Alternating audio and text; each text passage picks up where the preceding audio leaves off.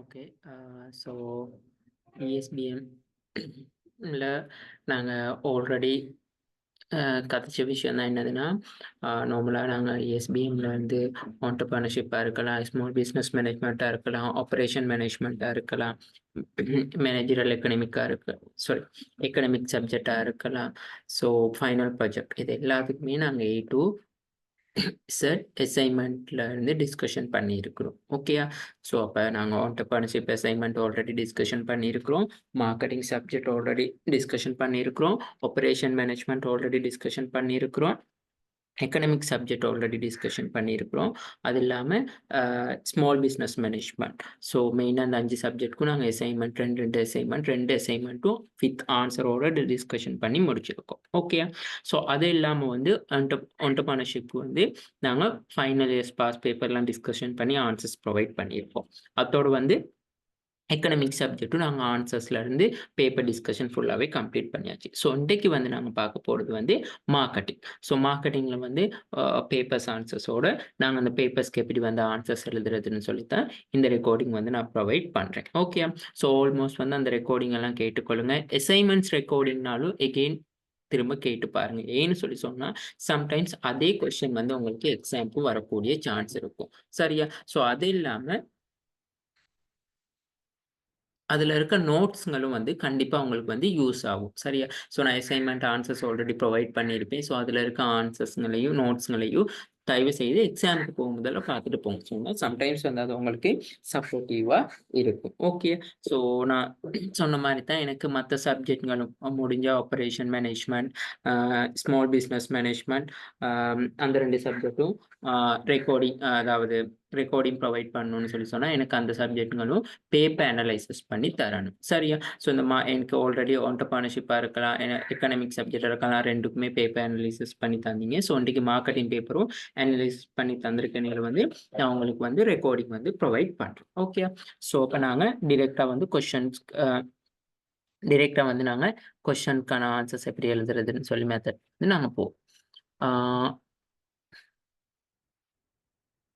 Okay.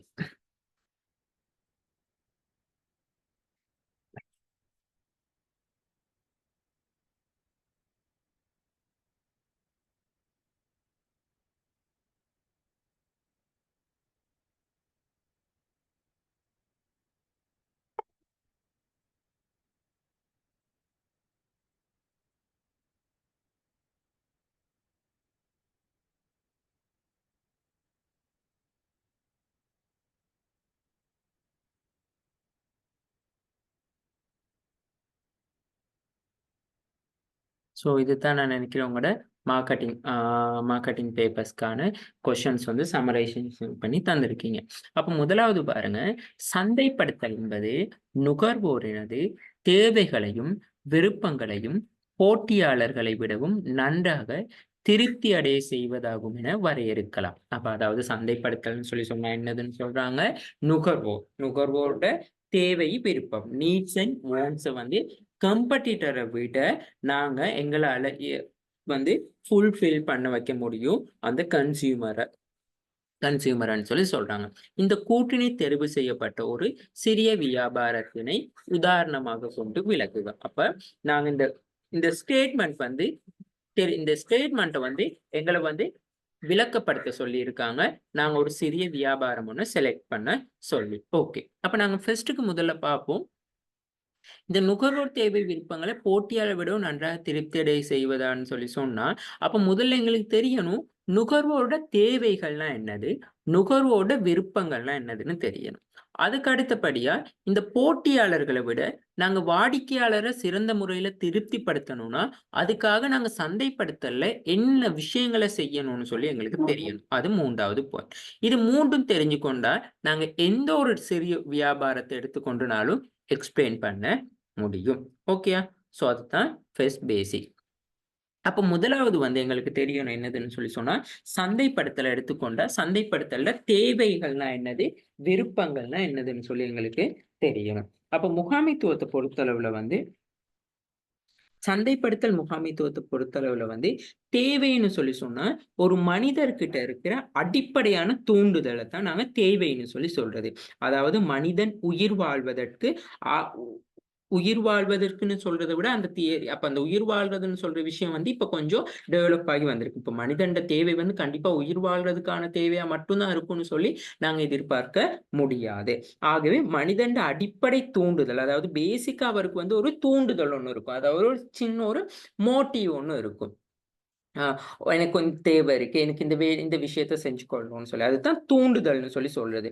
So அந்த தூண்டுதல் நிலைமையை நிறைவேற்றதுக்காக, அப்படி இல்லாட்டி மனிதன்ட இந்த வாழ்த்தன்மையை வந்து உறுதிப்படுத்துவதற்காக. அதாவது மனிதன்ட வந்து வாழ்வுத்தன்மையை உறுதிப்படுத்துறதுக்காக வந்து நாங்க என்ன செய்யணும்னு சொல்லி சொன்னா, பிரதானமாக பூர்த்தி செய்ய வேண்டியதைத்தான் தேவைன்னு சொல்லி சொல்லுவோம்.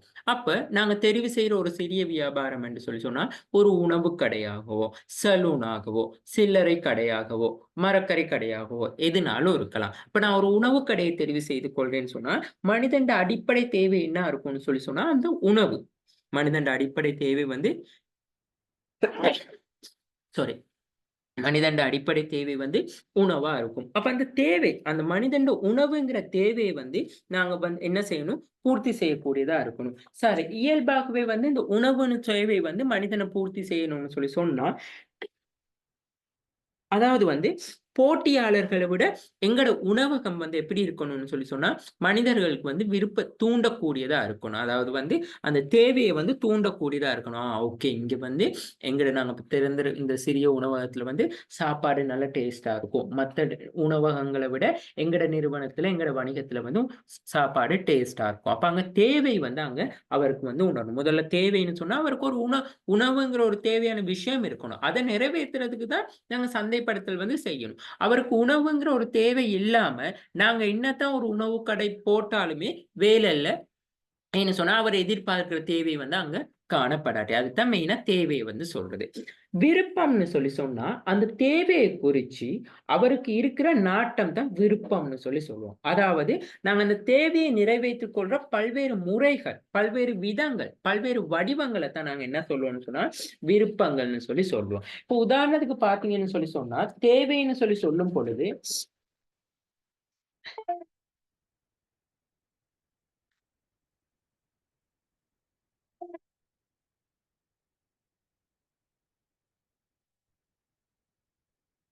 1 minute.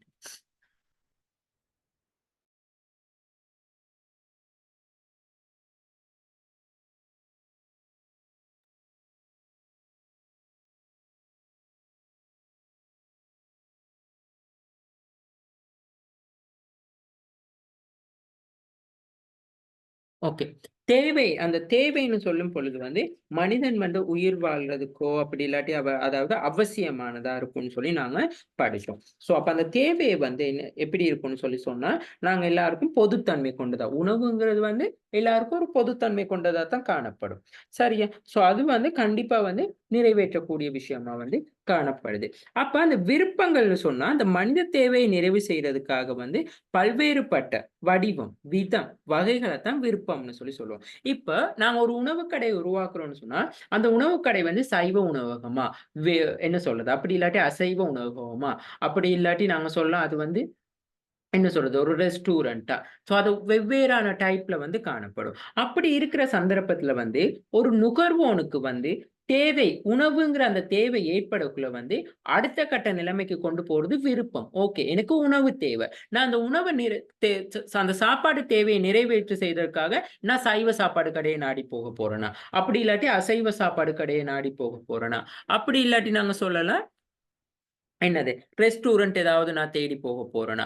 ஸோ அந்த விருப்பம் வந்து எப்படி இருக்கும்னு சொன்னா, பல்வேறுபட்ட வடிவங்களா இருக்கும். ஸோ அந்த விருப்பமும் வந்து நாங்க அந்த போட்டியாளர்கள விட சிறந்த முறையில இருக்கணும். இப்ப நாங்க சைவ கடை எடுத்துக்கொண்டா 4, 5 சைவ கடை இருக்கும்.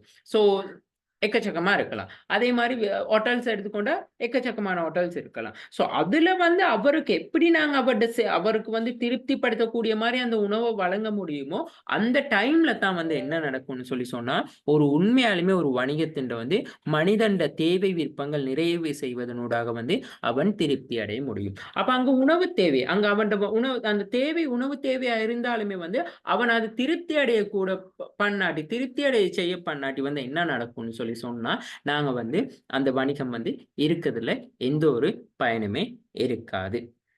ஓகேயா? அதுதான் இந்த தேவை விருப்பத்துல சொல்லி சொல்றாங்க. சரியா? அடுத்தது வந்து இந்த வணிகம் வந்து இப்ப எங்களுக்கு வந்து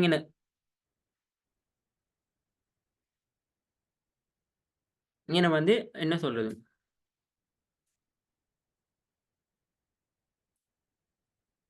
அப்ப இந்த தேவை அதாவது நுகர்வோட தேவை விருப்பத்தையும் போட்டியாளரை விட நன்றா திருப்தி அடைய செய்யணும்னா, அப்ப முதல்ல நாங்க அந்த தேவை விருப்பம் நுகர்வோட தேவை என்னது? அவருடைய விருப்பங்கள் என்னதுன்னு சொல்லி அறிஞ்சு கொண்டோம். அப்ப இந்த போட்டியாளர்களை விட நன்றாக திருப்தி அடைய செய்யணும்னு சொல்லி சொன்னா, நாங்க இந்த பின்வரும் காரணிகள்ல வந்து கவனம் செலுத்தணும். அதாவது உண்மையாலுமே எங்கட டார்கெட் மார்க்கெட்ட வந்து நாங்க கவனம் செலுத்தலாம். அதாவது வந்து டார்கெட் மார்க்கெட்ட கவனம் செலுத்துறதுன்னு சொல்லி சொன்னா, உண்மையாலுமே வந்து இந்த உணவகம் வந்து யார நாங்க உற்பத்தி செய்து சந்தைப்படுத்துறது வந்து உண்மையாலுமே இப்ப எல்லாரையும் எங்களால திருப்திப்படுத்த முடியுமான்னு சொல்லி கேட்டா, எங்களால திருப்திப்படுத்த முடியாது. அப்ப நாங்க ஒரு செக்மெண்ட் பீப்பிள தான் திருப்திப்படுத்தலாம். இப்போ உதாரணத்துக்கு ஒரு சாதாரண உணவு கடையில வந்து நாங்க பார்த்தோம்னு சொல்லி சொன்னா, அங்க அசைவ உணவகமும், சைவ உணவகமும் இருக்கும். ஆனா ஒரு சில பேர் சொல்லுவாங்க, "ஐயோ! இந்த கடையில சைவ உணவு சாப்பிட இயலாது. வெஜிடேரியன் சாப்பிட இயலாது." அப்படி இல்லாட்டி ஒரு சிலவங்க நான் வெஜிடேரியன் சாப்பிட இயலாதுன்னு சொல்லி சொல்லுவாங்க. ஸோ எங்களுக்கு எல்லாரையும் வந்து ஒரே டைம்ல திருப்திப்படுத்தவோ, ஒரே டைம்ல எல்லாருக்கும் பயனளிக்கக்கூடிய வகையில செய்ய முடியாது. ஆனா, இந்த டார்கெட் கஸ்டமர்ன்னு சொல்றது, எங்களுக்குன்னு குறிப்பிட்ட ஒரு குழுவ நாங்க அடையாளம் கண்டு கொண்டு, அவங்களுக்காக நாங்க நோக்கி அந்த வணிகம் செயற்படக்குள்ள வந்து என்ன நடக்கும்னா, போட்டியாளர்கள விட வந்து நாங்க வாடிக்கையாளர திருப்திப்படுத்த முடியும். ஃபார் எக்ஸாம்பிள் சைவ உணவகம் நல்லா விருப்பமான சாப்பிடக்கூடியவங்களுக்கு, நாங்க அந்த சைவ உணவகத்துல வந்து நல்ல வெரைட்டியான சாப்பாடு வந்து நாங்க நல்லபடியா அவங்களுக்கு டேஸ்ட்டு நாக்குக்கு சுவையா, ருசியா நாங்க வழங்கக்கூடியதா இருந்தா, ஸோ அங்க தான் வாடிக்கையாளர் என்ன செய்வான்னு சொன்னா, திருப்தி அடைவாங்க. சரியா? ஸோ அதத்தாங்கனே டார்கெட் மார்க்கெட்ன்னு சொல்லி சொல்றது. அடுத்தது வந்து ஆஃபரிங் இன் தி பிராண்ட். அப்ப போட்டியாளர்கள விட வந்து அந்த பிராண்டுன்னு சொல்ற விஷயம் வந்து, அந்த பண்டக்குறின்னு சொல்ற விஷயம் வந்து எப்படி இருக்கணும்னு சொல்லி சொன்னா, அதாவது வந்து நுகர்வோட தேவையை நிறைவு செய்வதற்காக முன்வைக்கப்படுகின்ற பெறுமதிகளின் கூட்டா தான் நாங்க என்ன சொல்றதுன்னு சொன்னா, வளங்கள்னு சொல்லி சொல்லுவோம். சரியா? உதாரணத்துக்கு வந்து இந்த பண்டக்குறின்னு சொல்லி சொன்னா, போட்டி உற்பத்தி பொருட்கள விட, அதாவது ஆஃபரிங் அண்ட் பிராண்ட்ன்னு சொல்லி சொல்லுவோம். அதாவது நுகர்வோட தேவையை நிறைவு செய்வதற்காக. இப்ப நாங்க சொல்லுவோம், இப்ப வெஜிடேரியன் கஸ்டமர்னா அவருடைய தேவை என்னது? வெஜிடேரியன் சாப்பாடு. அந்த தேவையை நிறைவு செய்வதற்காக நாங்க முன்வைக்கப்படுகின்றத தான் வந்து அதாவது வெஜிடேரியன்ஸ்ல நெறைய ஐட்டம்ஸ கொண்டு வந்து நாங்க அதாவது வெஜிடேரியன் ஐட்டம்ஸ்ல நெறைய பொருட்கள வந்து உணவுப் பொருட்கள தயாரிச்சு விற்பனை செய்றது. ஸோ அதுதான் வளங்கள்னு சொல்லி சொல்றது. ஆப்பரை. அடுத்தது பிராண்டுன்னு சொல்லி சொல்லக்குள்ள வந்து இந்த போட்டி பொருட்கள், போட்டியாளர்களிடம் இருந்து அந்த உற்பத்தி பொருள எப்படி வேறுபடுத்தி காட்டுது? இப்ப எங்களுக்கு சரவண பவன், ஆனந்த பவன்னு சொல்லி சொன்னா, டைரக்ட்டாவே தெரியும். இது ஒரு வெஜிடேரியன் ஹோட்டல்ஸ்ன்னு சொல்லி எங்களுக்கு தெரியும். ஸோ அந்த மாரி.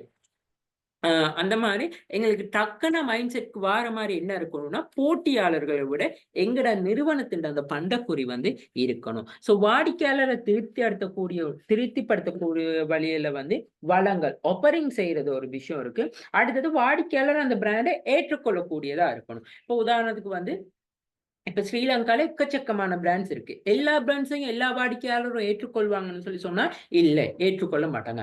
அவங்களுக்கு மோஸ்ட்லி எது சூட் ஆகுதோ அந்த பிராண்ட மட்டும் தான் ஏற்றுக்கொள்வாங்க. ஸோ அதுதான் அங்கன மெயின். ஸோ அந்த பிராண்ட ஏற்றுக்கொண்ட பிறகு அவங்களுக்கு அதன் மூலமா வந்து திருப்தி அடையக்கூடியதா இருக்கும். இப்ப நான் இங்க ஒரு உணவகத்த எக்ஸாம்பிளா எடுத்து சொல்றனால நீங்க அத சொல்ல முடியும். அடுத்தது வந்து அ அடுத்தது வந்து நாங்க இப்ப இந்த வாடிக்கையாளரை திருப்திப்படுத்தணும்னு சொல்லி சொன்னோம்னா, எங்கிட்ட இருக்க எங்கிட்ட இருக்கிற அந்த ப்ராடக்ட், அந்த வியாபாரம், அந்த உணவகத்தை வந்து நாங்க என்ன செய்யணும்னு சொல்லி சொன்னா, பல்வேறு ஊடகங்கள்ல போடணும். Facebookல போடலாம். போட்டியாளர்களை விட நாங்க எப்படி வாடிக்கையாளரை திருப்திப்படுத்த போறோங்கிறது தான் எங்க மெயின் டார்கெட். ஸோ நாங்க அந்த பொருளை வந்து எவ்வளோ பிரைஸ்க்கு வந்து உணவகத்துல இருக்க அந்த வெஜிடேரியன் ஐட்டம்ஸை வந்து எவ்வளவு சீப்பான பிரைஸுக்கு கொடுக்குறோம். இப்ப இதே தீபாவளி, பொங்கல் அந்த மாதிரியான டைம்ல வந்து அந்த வெஜிடேரியன் சாப்பாடை எவ்வளவு சீப்பா ரீசனபிளான பிரைஸ்க்கு எங்களால கொடுக்க முடியுது.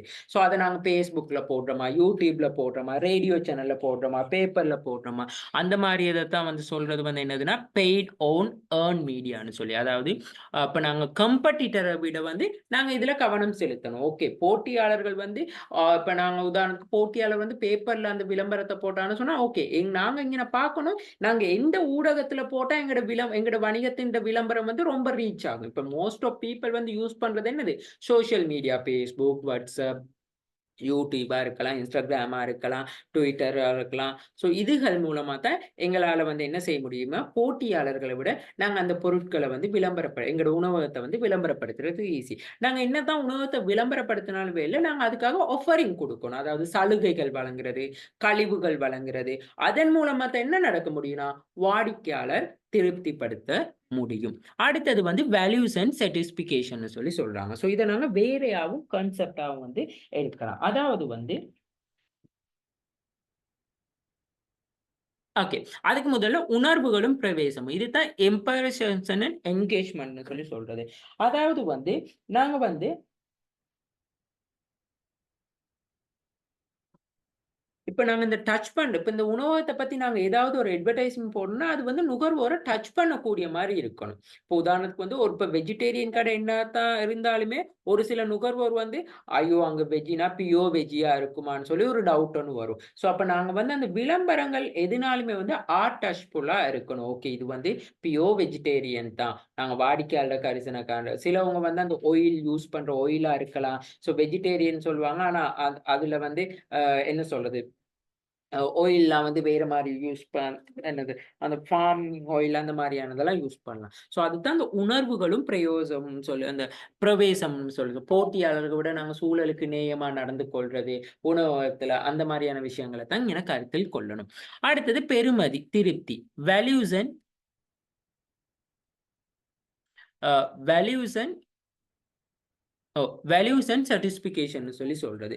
வேல்யூஸ் அண்ட் சர்டிஃபிகேஷன் சொல்லி சொல்லும் பொழுது வந்து நாங்க அங்க என்ன சொல்றோம்னு சொல்லி சொன்னா, நுகர்வோர் எதிர்பார்க்கிற முறையில, அதாவது வந்து நுகர்வோர் தேவையை நிறைவேற்றுறதுக்காக வந்து அந்த உணவகத்துல இருக்கிற உற்பத்தியாளருக்கு, அப்படி இல்லாட்டி அந்த உரிமையாளருக்கு வந்து மேற்கொள்ளப்படுகின்ற ஒரு முழுமையான மதிப்பீடு. அதாவது வந்து நாங்க அந்த உணவகத்தின் தரமா இருக்கலாம், சேவையா இருக்கலாம், அந்த உணவகத்தின் விலையா இருக்கலாம். ஸோ அந்த எல்லாமே வந்து பெர்ஃபெக்ட்டா இருக்கணும். ஸோ அதெல்லாமே நல்ல ஒரு ப்ராடக்ட், அந்த வெஜிடேரியன் ப்ராடக்ட்ஸ் எல்லாம் நல்ல குவாலிட்டியில இருக்கணும். பிரைஸ் வந்து ரீசனபிளா இருக்கணும். சர்வீஸ் வந்து எனி டைம் சர்வீஸ் வழங்கக்கூடிய 24 மணி நேர சேவை வழங்கக்கூடியதா இருக்கணும். இப்படியெல்லாம் இருக்கக்குள்ள ஆட்டோமேட்டிக்கா வந்து அங்க என்ன நடக்கும்னு சொன்னா, வேல்யூஸ் வந்து கூடும். பெறுமதி, அந்த வணிகத்துக்கான வேல்யூஸ் வந்து ஓகே, சமூகத்தின் மத்தியில வந்து அந்த வணிகத்துக்கான மதிப்பு மரியாதை வந்து அதிகரிக்கும். 1 மினிட்.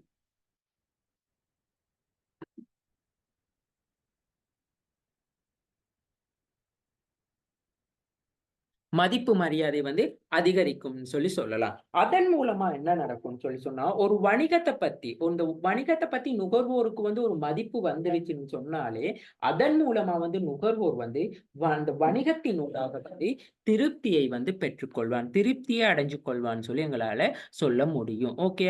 சோ அப்ப நாங்க இங்க நுகர்வோர்ட்ட எதிர்பார்க்கிற பெறுமதிக்கு வந்து அந்த குறித்த அந்த உணவு, அந்த அந்த சைவ உணவுப் பொருள் வந்து கிடைக்கும் பொழுது வந்து நுகர்வோர் வந்து திருப்தி அடைவாரு. அப்படி கிடைக்காட்டித்தான் நுகர்வோர் திருப்தி அடைஞ்சு போட்டி வணிகங்களுக்கு வந்து அவர் வந்து என்ன சொல்றது, உட்புகுவார்னு சொல்லி சொல்ல முடியும். இப்போ உதாரணத்துக்கு வந்து இப்ப நாங்க ஒரு வெஜிடேரியன் உணவகம் ஒண்ணு வச்சிருக்கோம். எங்கடையில வந்து கஸ்டமர் வந்து சாட்டிஸ்பிகேஷன் இல்ல. அதாவது திருப்தி பட மாட்டேங்கிறாரு. ஓகே, அவங்க பிரைஸ் கூடுதலா இருக்கு, சரியான கவனிப்பு இல்ல, குவாலிட்டிஸ் இல்ல, அந்த மாதிரி எக்கச்சக்கமா இருக்கு. இப்படி இருக்கிற சந்தர்ப்பத்துல வந்து அப்ப போட்டி நிறுவனங்களை விட நாங்க எங்கட சேவைகள் வந்து குவாலிட்டி இல்ல, எங்கட பொருள் வந்து பிரைஸ் தரமானதாக இல்ல, உணவகம் தரமானதா இல்ல, சிறந்த சேவை இல்லைன்னு சொல்ற சந்தர்ப்பத்துல வந்து வணிகத்துல இருக்கிற அந்த நுகர்வோர்கள் வந்து போட்டி வணிகங்களை நோக்கி செல்லக்கூடியதா இருக்கும். அடுத்தது வந்து பாருங்க வளங்கள் சங்கிலி, சப்ளை செயின். அதாவது வந்து இந்த வாடிக்கையாளர் தேவையை நிறைவு செய்வதற்கு வந்து இந்த உணவகத்துல இருக்கிற அந்த பொருட்களை உருவாக்குவதற்கு உட்கட்டமைப்பு வசதிக்கு இதை எல்லாத்துக்குமே வந்து மூலப்பொருள்லாம் நாங்க பெற்றுக்கொள்ளணும். ஸோ இது வந்து இறுதி இப்போ நுகர்வோர் கையில சென்றடையும் வரைக்கும் வந்து காணப்படுறது தான் மேற்கொள்ளப்படுகின்ற நடவடிக்கை தான் வளங்கள் சங்கிலியா இருக்கும். இப்போ உதாரணத்துக்கு வந்து இப்போ ஒரு ப்ராடக்ட் வந்து நல்ல இப்ப நாங்க அரிசி வந்து உணவகத்துக்கு எடுக்கிறோம்னா நல்ல குவாலிட்டி தரமான அரிசியை வந்து நாங்க எங்கள்ட்ட சப்ளை பண்றவங்ககிட்ட இருந்து நாங்க சரியா எடுத்துக்கொள்ளணும். அதே மாதிரி மரக்கறியா இருக்கலாம், ஆயிலா இருக்கலாம், எக்ஸெட்ரா அந்த உணவகத்துக்கு பயன்படுத்துற எக்ஸெட்ராவா இருக்கலாம். இது எல்லாமே வந்து என்ன நடக்கும்னு சொல்லி சொன்னா மோஸ்ட் ஆஃப் 1 மினிட்.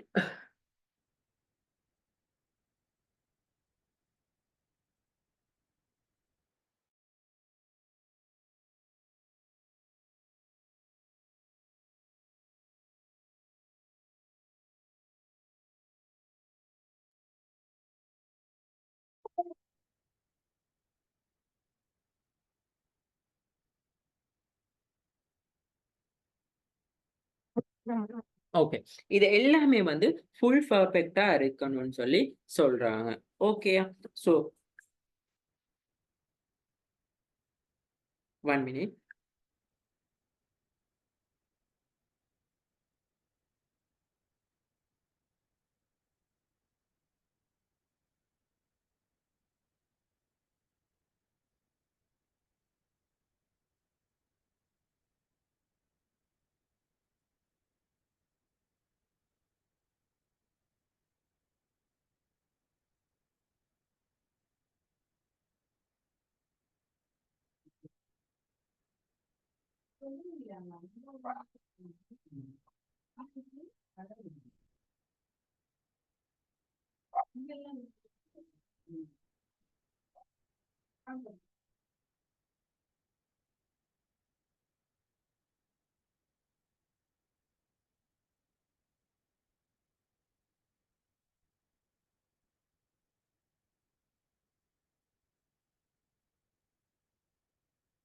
அப்ப நாங்க இங்க என்ன செய்யணும்னு சொன்னா, அந்த சப்ளை செயின் அதாவது அந்த வாடிக்கையாளர் தேவை விருப்பத்த சரியான முறையில நிறைவு செய்றதுக்காக, நல்ல தரமான, நியாயமான விலையில வந்து நாங்க பொருட்கள், சேவைகள வந்து சப்ளையர்ட்ட இருந்து பெற்றுக்கொண்டா மட்டும் தான், அந்த வாடிக்கையாளர்களுக்கு வந்து தரமான பொருள், சேவைய வந்து எங்களால வழங்க முடியும்னு சொல்லி சொல்றாங்க.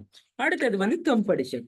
இந்த போட்டி நிலைமைன்னு சொல்லி சொல்லக்குள்ள வந்து அதாவது வந்து, இப்ப எங்கட காம்படிட்டர்ஸ விட நாங்க காம்படிஷன் ஒண்ணு இருக்கணும். எல்லாத்துலயும் காம்படிஷன் ஒண்ணு இருக்கணும்.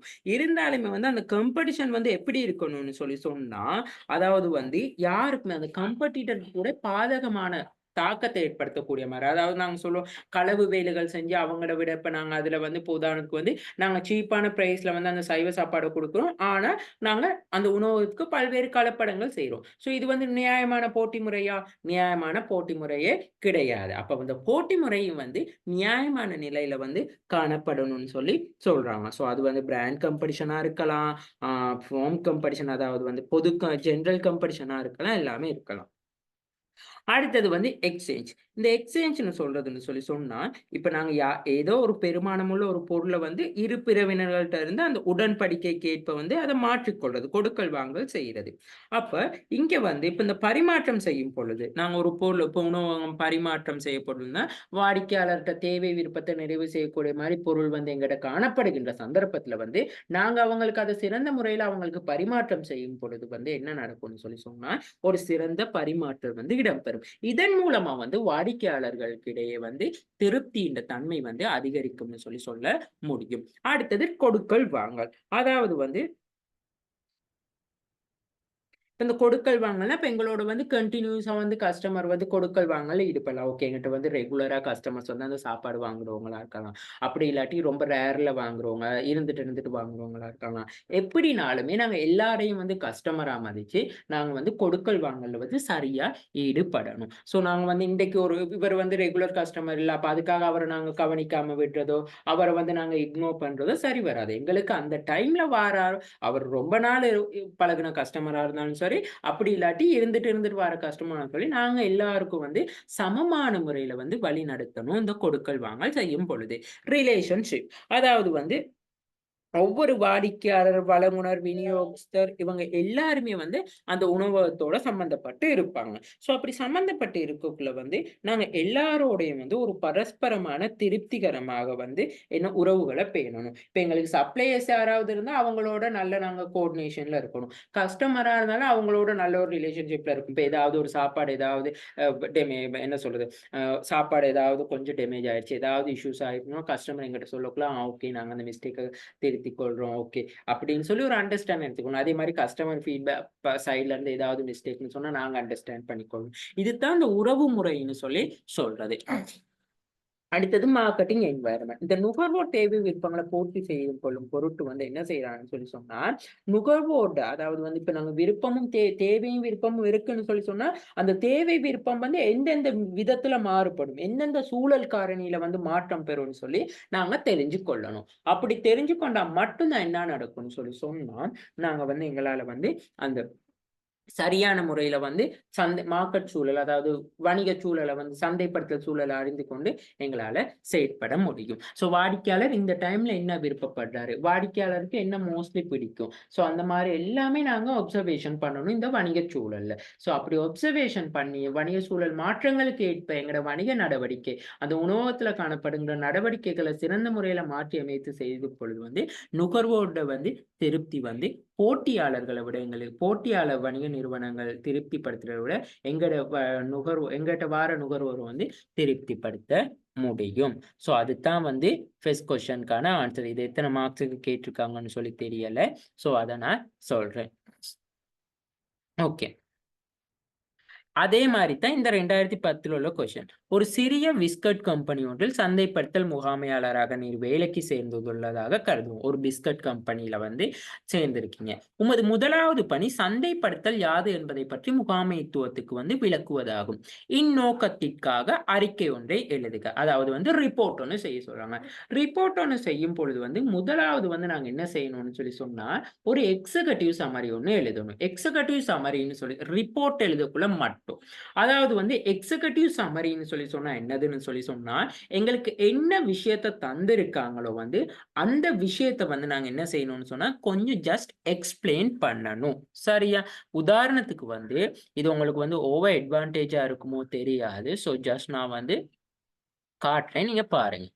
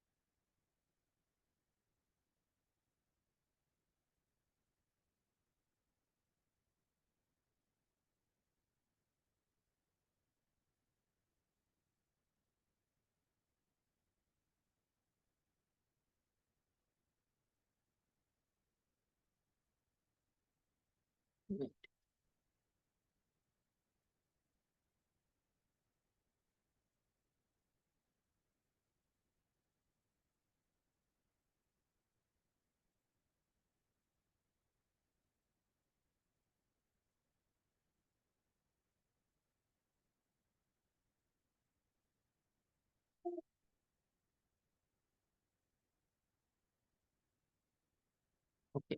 அதாவது வந்து எக்ஸிகியூட்டிவ் சம்மரின்னு சொல்லி சொன்னா, நீங்க அந்த விஷயத்துல வந்து இத இப்ப நான் ரெக்கார்டிங் போட்டு நான் எக்ஸ்ப்ளைன் பண்ணி கொண்டு போகக்குள்ள நீங்க விளங்கிக் கொள்ளுங்க. அதாவது வந்து எங்களுக்கு வந்து என்ன டாஸ்க் தந்திருக்காங்களோ, அந்த டாஸ்க்க பத்தி நாங்க என்னென்ன சொல்லப் போறோம், என்னென்ன எக்ஸ்ப்ளைன் பண்ண போறோம்ன்னு சொல்லி சொல்றது தான் எக்ஸிகியூட்டிவ் சம்மரியா இருக்கும். இப்போ உதாரணத்துக்கு வந்து, இப்ப நாங்க இங்க வந்து எடுத்திருக்கோம்ன்னு சொல்லி சொன்னா, இந்த விஸ்கோ ஓகே. இங்கன வந்து நாங்க எடுத்திருக்கோம் சிறிய பிஸ்கட் கம்பெனி ஒன்றில் சந்தைப்படுத்தல் முகாமையாளர். மார்க்கெட்டிங் மேனேஜரா இருக்கும் பொழுது புதுசா நாங்க சேர்ந்திருக்கோம். முதலாவது டாஸ்க்க எங்களுக்கு தாராங்க வந்து மார்க்கெட்டிங்னா என்னதுன்னு சொல்லி நாங்க முகாமைத்துவத்துக்கு மேனேஜ்மென்ட்க்கு வந்து ஒரு ரிப்போர்ட் ஒண்ணு தயாரிக்கணும். அப்ப நான் சொல்லணும், அதாவது வந்து சிறிய வியாபார முகாமைத்துவ இந்த வணிகத்துல இந்த விஸ்கோத்து உற்பத்தி நிறுவனத்துல வந்து அதாவது சந்தைப்படுத்தல் முகாமையாளரா வந்து முகாமையாளராகிய நான் முகாமைத்துவத்துக்கு சந்தைப்படுத்தல் சந்தைப்படுத்தல் தொடர்பான விரிவான சந்தைப்படுத்தல் என்றால் என்ன என்பது மற்றும் சந்தைப்படுத்தல் தொடர்பாக வந்து காணப்படுகின்ற தொழில்பாடுகளை வந்து விரிவாக விளங்குறதுக்கு தான் வந்து நான் இந்த அறிக்கையில விரிவா விளக்குறதுக்காக தான் நான் இந்த அறிக்கையை வந்து எழுதுறேன்னு சொல்லி நீங்க சொல்லணும். அதுக்கு பிறகு நீங்க இதுல என்ன சொல்லணும்னு சொன்னா, இந்த அறிக்கையில வந்து என்ன மெயினா காணப்படும்னு சொல்லி சொன்னா, சந்தைப்படுத்தல் பற்றிய ஒரு புரிதல், அடுத்தது இந்த சந்தைப்படுத்தலுக்குள்ள காணப்படக்கூடிய மெயினான முக்கியமான விஷயங்கள். அதாவது வந்து இந்த சந்தைப்படுத்தல்னு சொல்லி சொல்லக்குள்ளேயே வந்து மெயினா இந்த கான்செப்டுங்க.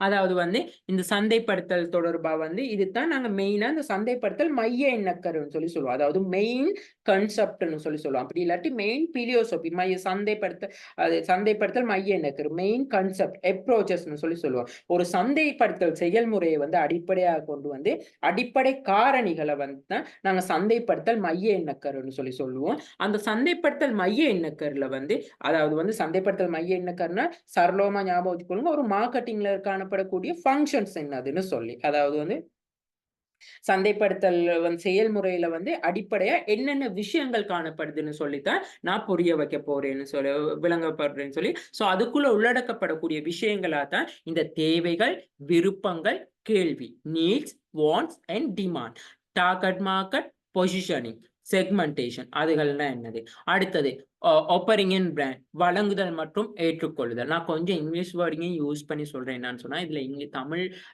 அதாவது தமிழ் பேசக்கூடியவங்க, இங்கிலீஷ் மீடியம் செய்யக்கூடியவங்க, இங்கிலீஷ் மீடியம்ல எக்ஸாம் செய்யறவங்களாவும் இருப்பாங்க. ஸோ அதனால தான் சில இங்கிலீஷ் டேர்ம்ஸும் நான் யூஸ் பண்றேன். ஓகே. அடுத்தது வந்து ஆஃபரிங் அண்ட் பிராண்டை பத்தி சொல்லணும். மார்க்கெட்டிங் சேனல் சந்தைப்படுத்தல் வழிமுறைகளை பத்தி சொல்லணும். அடுத்தது வந்து பெய்ட் ஓன் ஏர்ன் மீடியா சில அதுகளை பத்தி சொல்லணும். இம்ப்ரெஷன் அண்ட் என்கேஜ்மெண்ட்டை சொல்லணும். ஸோ பெறுமதி திருப்தி, வளங்கள் சங்கிலி, போட்டி நிலைமை, எக்ஸ்சேஞ்ச், கொடுக்கல் வாங்கல், டிரான்சாக்ஷன், உறவு முறை, ரிலேஷன்ஷிப், சந்தைப்படுத்தல் சூழல், இந்த விஷயங்கள் எல்லாத்தையும் வந்து உள்ளடக்கியதா இந்த அறிக்கை காணப்படும் சொல்லி நீங்க சொல்லணும். அதை சொன்ன பிறகு தான் வந்து நீங்க முதல்ல என்ன செய்யணும்னு சொல்லி சொன்னா, சந்தைப்படுத்தல் என்றால் என்னதுன்னு சொல்லி சொல்லணும். அதாவது சந்தைப்படுத்தல் என்றால் என்ன என்று நீங்க முதல்ல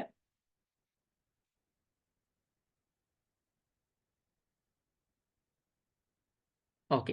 சந்தைப்படுத்தல் என்றான்னு சொல்லி முதல்ல என்னதுன்னு சொல்லி முன்வைக்கணும். அதாவது வந்து சந்தைப்படுத்தல் வந்து நாங்க சரளமா முதல்ல படிச்சோம். ஒரு நுகர்வோட தேவை விருப்பங்களை பூர்த்தி செய்வதன் மூலம் வந்து வணிகத்தின் நோக்கங்களை நிறைவேற்றிக் கொள்வதற்காக மேற்கொள்ளப்படுகின்ற நுகர்வோரிடமிருந்தே ஸ்டார்ட் பண்ணி நுகர்வோர்கிட்டே முடிகிறமான ஒரு விரிவான ஒரு செயல்முறை தான் சந்தைப்படுத்தல். அதாவது வந்து நுகர்வோட தேவை விருப்பங்களை பூர்த்தி செய்வதற்காக வந்து வணிக நோக்கங்களை நிறைவேற்றிக் கொள்வது. வணிக நோக்கம்னா என்னது உங்களுக்கு தெரியணும். நாங்க இப்ப நுகர்வோட தேவை விருப்பத்தையே நிறைவு செய்யறோம். சரி, நுகர்வோருக்கு தேவையான ட்ரெஸ்ஸை கொடுக்குறோம், உணவு கொடுக்குறோம், அவருக்கு குடிப்பானங்கள் எதுவும் தேவைன்னா அவர் தேவை விருப்பங்களை நிறைவு செய்யறோம். ஸோ பென்டாவா குடிப்பானத்திலே அவருக்கு என்ன பென்டா தேவையா, இளநீர் தேவையா, என்ன சொல்றது ஃப்ரூட் ஜூஸ் தேவையா, அந்த மாதிரி எல்லாமே ட்ரெஸ் எடுத்துக்கொண்ட இன் ஏ டு இசட் எல்லாமே அவரோட தேவை விருப்பங்களை பூர்த்தி செய்யறோம். அவரோட தேவை விருப்பங்களை பூர்த்தி செய்வதன் மூலமா வணிகத்துக்கு என்ன கிடைக்குது, வணிகத்தின் நோக்கங்களை நிறைவேற்றிக் கொள்ள முடியும். அது என்ன வணிகத்தின் நோக்கங்கள்னு சொல்லி சொன்னா, லாபத்தை உச்சப்படுத்துறது, சந்தையில நிலைத்து நிற்கிறது. சோ அது எல்லாமே வணிகத்தின் நோக்கம். பேசிக்கா வணிகத்தின் நோக்கம்னு சொல்லி சொன்னா, நாங்க வந்து வணிகத்தின் நோக்கங்கள்னு சொல்லி நிறைய இருக்குது. சரியா?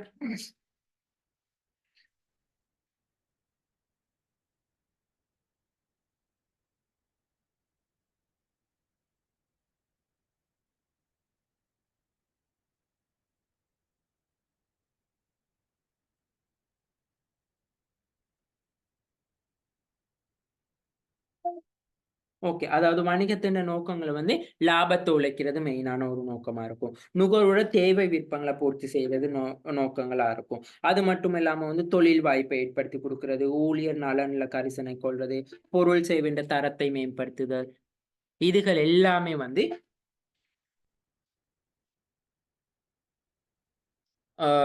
மெயினா நோக்கங்களா இருக்கும். லாபத்தை உழைக்கிறது, நுகர்வோர் தேவை விருப்பங்களை பூர்த்தி செய்யறது, பொருட்கள் சேவை தரத்தை மேம்படுத்துறது, தொழில் வாய்ப்புகளை ஏற்படுத்துறது, ஊழியர் நலன்களை பேணுறது. இது எல்லாமே வந்து நார்மலா வந்து என்ன செய்யணும்னு சொன்னா வணிகத்தின் நோக்கமா இருக்கும். அப்ப இந்த வணிகத்தின் நோக்கங்களை நிறைவேற்றிக் கொள்வதன் மூலமா வந்து நுகர்வோர்கிட்ட ஆரம்பித்து நுகர்வோரிடையே முடிவடைகிறதுமான ஒரு விரிவான செயற்பாடு.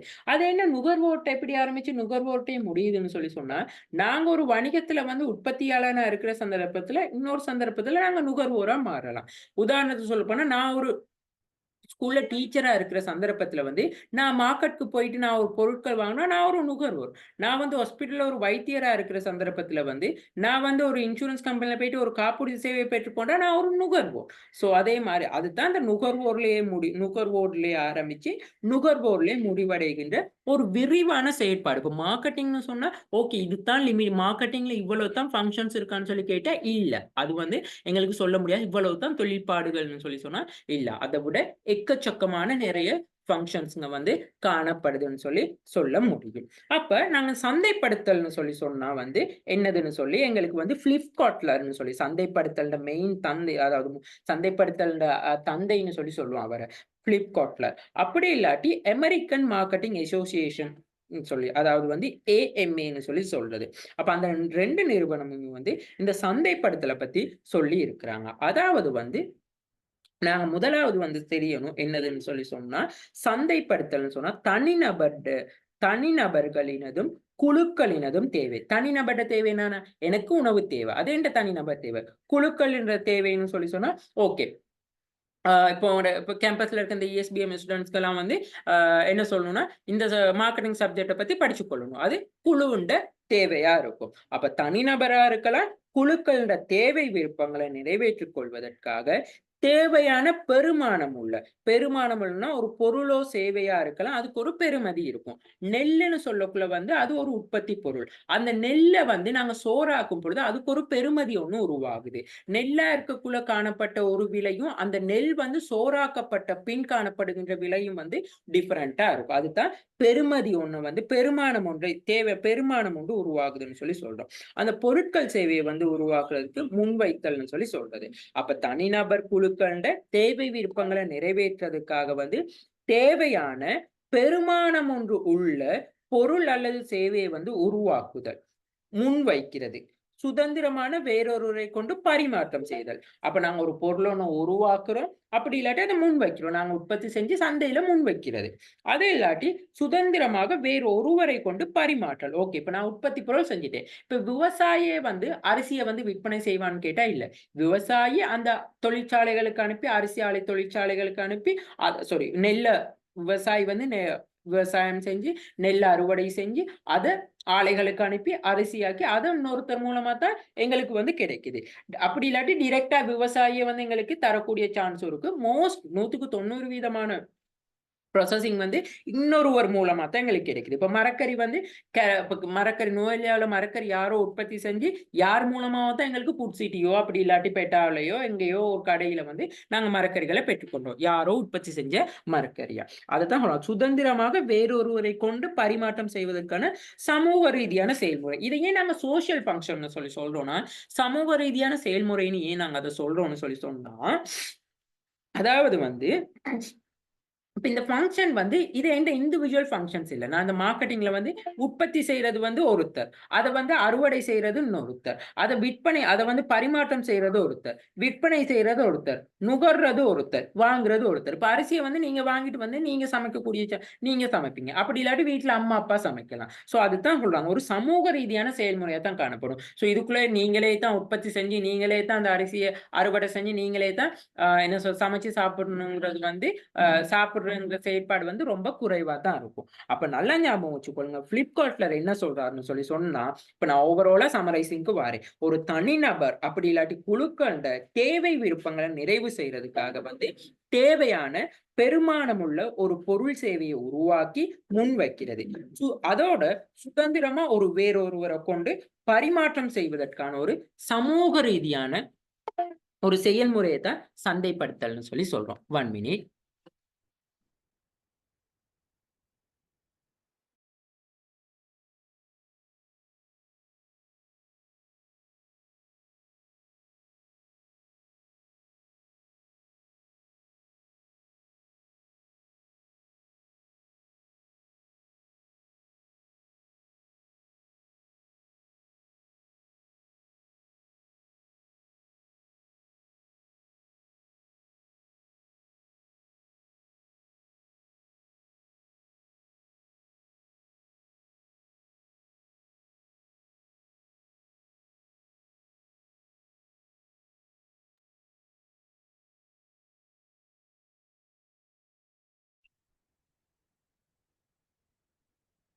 ஓகே.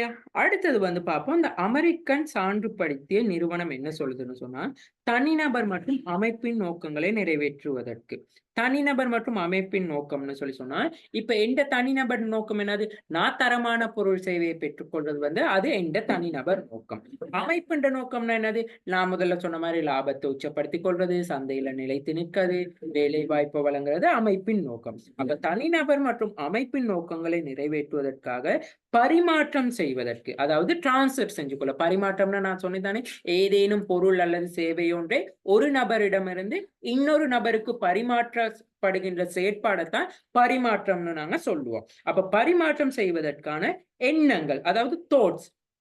அது எப்படி இப்ப இதுல எண்ணங்கள், பொருள்கள்னு சொல்லி வருதுன்னா, எண்ணங்கள்னு சொன்னா, அதுவும் நாங்க ஒரு உற்பத்தி பொருளா தான் கருதுவோம். நீங்க இப்ப இதுல யாருக்காவது லெவல் 3 பிஎம்எஸ், அதாவது சாரி டிகிரி செய்ற ஐடியா இருந்தா, நீங்க இனி மார்க்கெட்டிங் அட்வான்ஸா படிச்சு கொண்டு வரக்குள்ள வருவீங்க. சோ இந்த எண்ணங்கள்னு சொன்னா, ஓகே. எந்த வந்து தாட்ஸ், எந்த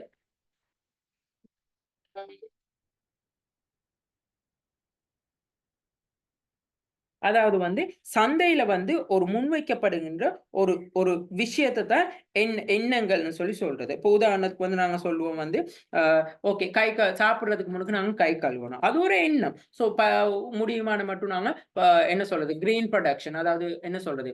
பச்சைமயப்படுத்தப்பட்ட உற்பத்திகள வந்து ஆதரவு செய்யணும். பொலித்தீன் பாவனைய குறைக்கணும். பொலித்தீன் பாவனை குறைந்த உற்பத்திகள வந்து பயன்படுத்தணும். இது வந்து ஒரு எண்ணங்கள்.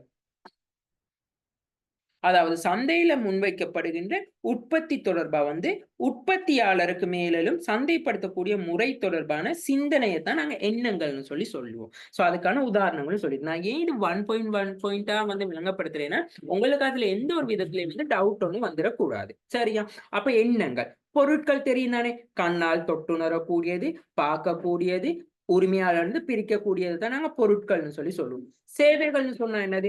தொட்டுணர முடியாது, உரிமையாளர்கிட்ட இருந்து பிரிக்க முடியாததான் வந்து நாங்க சேவைகள்னு சொல்லுவோம். அப்ப அந்த பொருள் சேவைகளை வந்து விலை குறித்து, அப்ப அந்த பொருள் சேவைக்கு வந்து ஒரு பிரைஸ் ஒண்ணு இருக்கும். நாங்க சந்தையில வந்து இப்ப நாங்க ஒரு பொருள் விநியோகித்தா அந்த பொருளுக்கு ஒரு பிரைஸ் இருக்கும். Okay, biscuit ₹10 ₹10. ஆ என்ன சொல்றது? டொஃபி ₹10 ₹10. சோ அந்த விலைய குறிச்சு மேம்படுத்தல், விநியோகித்தல். மேம்படுத்தல்ன்னு சொன்னா புரமோஷன். ஓகே, நாங்க படிச்சோம் முதல்ல அந்த பொருள வந்து நாங்க எப்படி மேம்படுத்த போறோம்? ஓகே, நாங்க அட்வர்டைசிங் பண்ண போறோமா? அப்படி இல்லாட்டி எதன் மூலமா விளம்பரப்படுத்த போறோம்? இப்ப நாங்க எந்த ஒரு பொருளும் உற்பத்தி செய்யற பொருளும் வந்து விளம்பரப்படுத்தல்ங்கிற ஒரு விஷயம் இல்லாம இருக்காது. இங்கிட்டு மட்டும் கூட்டணுமா அப்படியே? விளம்பரப்படுத்தல் கண்டிப்பா வந்து இருக்கும். சோ அதுதான் நாங்க மேம்படுத்தல்னு சொல்றோம். அப்ப மேம்படுத்தல வந்து நாங்க இன் டீட்டெயிலா படிப்போம். இப்போதைக்கு ஜஸ்ட் விளம்பரப்படுத்தல மட்டும் ஐடியா வச்சுக்கொள்ளுங்க. அப்ப அந்த விநியோகித்தல். அப்ப நாங்க சப்ளை பண்றது. ஓகே, நாங்க வந்து டைரக்ட்டா அந்த அந்த நுகர்வோருக்கு வந்து அந்த பொருள சப்ளை பண்ண போறோமா? அப்படி இல்லாட்டி யாராவது ஒரு நுகர்வோர் மூலமா மெதுவா கூட்டுங்க. நான் இன்னொரு யாரோ மூலமா வந்து நாங்க வந்து அந்த பொருள வந்து சப்ளை பண்ண போறோமா? இப்போ உதாரணம் பாருங்க, இப்ப இன்சூரன்ஸ்லாம் யாராவது ஒரு ஏஜென்ட் புரோக்கர் மூலமா தான் இன்சூரன்ஸ் வந்து கஸ்டமருக்கு வந்து கிடைக்குது. அதே மாரி வந்து இப்ப எங்களுக்கு அரிசி மரக்கறியும் வந்து டைரக்ட்டா எங்களுக்கு வந்து நாங்க விவசாயிகிட்ட இருந்து பெற்றுக்கொள்றோமா? இல்ல. விவசாயி வந்து இன்னொருத்தருக்கு வழங்கி அவர் மூலம் மொத்த வியாபாரி, சில்லறை வியாபாரி மூலமா தான், நாங்க சில்லறை கடை மூலமா தான் எங்களுக்கு தேவையான அன்றாட தேவையான பொருட்கள நாங்க பெற்றுக் கொள்றோம். சோ இந்த விஷயங்கள மேம்படுத்தல், விநியோகித்தல், திட்டமிடல். சோ நாங்க பிளான் போடுறோம். ஓகே, இந்த சந்தைப்படுத்தல்ல வந்து நாங்க இந்த மாரியான திட்டங்கள தான் மேற்கொள்ளணும். நாங்க இந்த பொருள இப்படித்தான் உருவாக்கணும். இந்த பொருள விளம்பரப்படுத்தணும். இந்த பொருளுக்கான பிரைஸ் இப்படித்தான் தீர்மானிக்கணும். நாங்க அட்வர்டைசிங் இப்படித்தான் செய்யணும். சோ அந்த மாரியான விஷயங்கள் எல்லாத்தையும் வந்து தான் சொல்றது என்னதுன்னு சொன்னா, சந்தைப்படுத்தல்னு சொல்லி. இத வந்து சொல்லியிருக்குது American chartered institute of marketing in UK. இதத்தான் நாங்க அமெரிக்கா சந்தைப்படுத்தல் நிறுவனம்னு சொல்றோம். தனிநபர் மற்றும் நிறுவனம், அமைப்புன்னு சொன்னாலே அந்த நிறுவனத்தின் நோக்கங்களை நிறைவேற்றுறதுக்காக பரிமாற்றம் செய்வதற்கு தேவையான ஒண்ணு எண்ணம், பொருள், சேவை இருக்கும். நம்ம டிரான்ஸ்ஃபர் பண்ணிக்கொள்ள ஏதாவது ஒரு விஷயம் இருக்கணும். அதுதான் பொருளா இருக்கலாம், எண்ணமா இருக்கலாம், சேவையா இருக்கலாம். அதுக்கு விலை இருக்கணும். அந்த விலை குறித்து அந்த பொருளுக்கு ஒரு விலை காணப்படுகின்ற சந்தர்ப்பத்துல அந்த பொருளை நாங்க எப்படி மார்க்கெட் பண்ண போறோம், விளம்பரப்படுத்த போறோம், விநியோகம் செய்ய போறோம். சோ அத குறிச்சு திட்டமிடல், செயல்படுத்தல் ஆகிய செயல்முறைகளை வந்து உள்ள அந்த ஃபங்ஷன்ஸ் எல்லாத்தையும் வந்து ஓவராலா இன்க்ளூட் பண்ணத தான் வந்து சந்தைப்படுத்தல் சொல்றோம். சரியா? அப்ப ஆகவே வந்து இதுதான் சந்தைப்படுத்தல் சொல்லி நாங்க ஒரு அவங்களுக்கு முன் வைக்கணும். சோ அப்ப நல்லா ஞாபகம் வச்சுக்கொள்ளுங்க, ஒரு தனிநபர் நிறுவனங்கள்ட தேவை விருப்பங்களை பூர்த்தி செய்வதற்காக ஒரு சமூக மற்றும் முகாமைத்துவ செயல்முறை, ஒரு மேனேஜ்மெண்ட் ஃபங்க்ஷனை தான் வந்து நாங்க சந்தைப்படுத்தல்னு நாங்க சொல்லுவோம். அடுத்தது வந்து பாருங்க சந்தை. மார்க்கெட்னா முதல்ல என்னன்னு தெரிஞ்சுக்கொள்ளணும். மார்க்கெட்னு சொல்லி சொன்னா என்னதுன்னு தெரிஞ்சுக்கொள்ளணும். அதாவது வந்து சமமான தேவை விருப்பங்களுடன் கூடிய பரிமாற்ற செயல்முறை மூலம் திருப்திப்படுத்துவதற்கான விருப்பமும் ஆற்றலும் உள்ள ஒரு உண்மையான அல்லது சாத்தியமான கொள்வனவாளர் கூட்டம் தான், கொள்வனவாளரும் விற்பனையாளர் கூட்டம் சந்திக்கிற இடம் தான் சந்தைன்னு சொல்லி சொல்லுவோம். அப்ப முதல்ல இந்த மார்க்கெட்டிங்னு சொல்லும் முதல்ல மார்க்கெட்டிங்னா என்னதுன்னு சொல்லி எங்களுக்கு தெரிஞ்சு கொண்ட பிறகு மார்க்கெட்னா என்னதுன்னு சொல்லி தெரிஞ்சுக்கொள்ளணும். மார்க்கெட்டிங்கிறது வேற, மார்க்கெட்ங்கிறது வேற. சந்தைன்னு சொல்லி சொன்னா ஒரு தேவை விருப்பம் இருக்கணும், அதாவது சமனான தேவை விருப்பம். உதாரணத்துக்கு வந்து எனக்கு வந்து என்ன சொல்றது, கல்விங்கிற ஒரு தேவை காணப்படுது.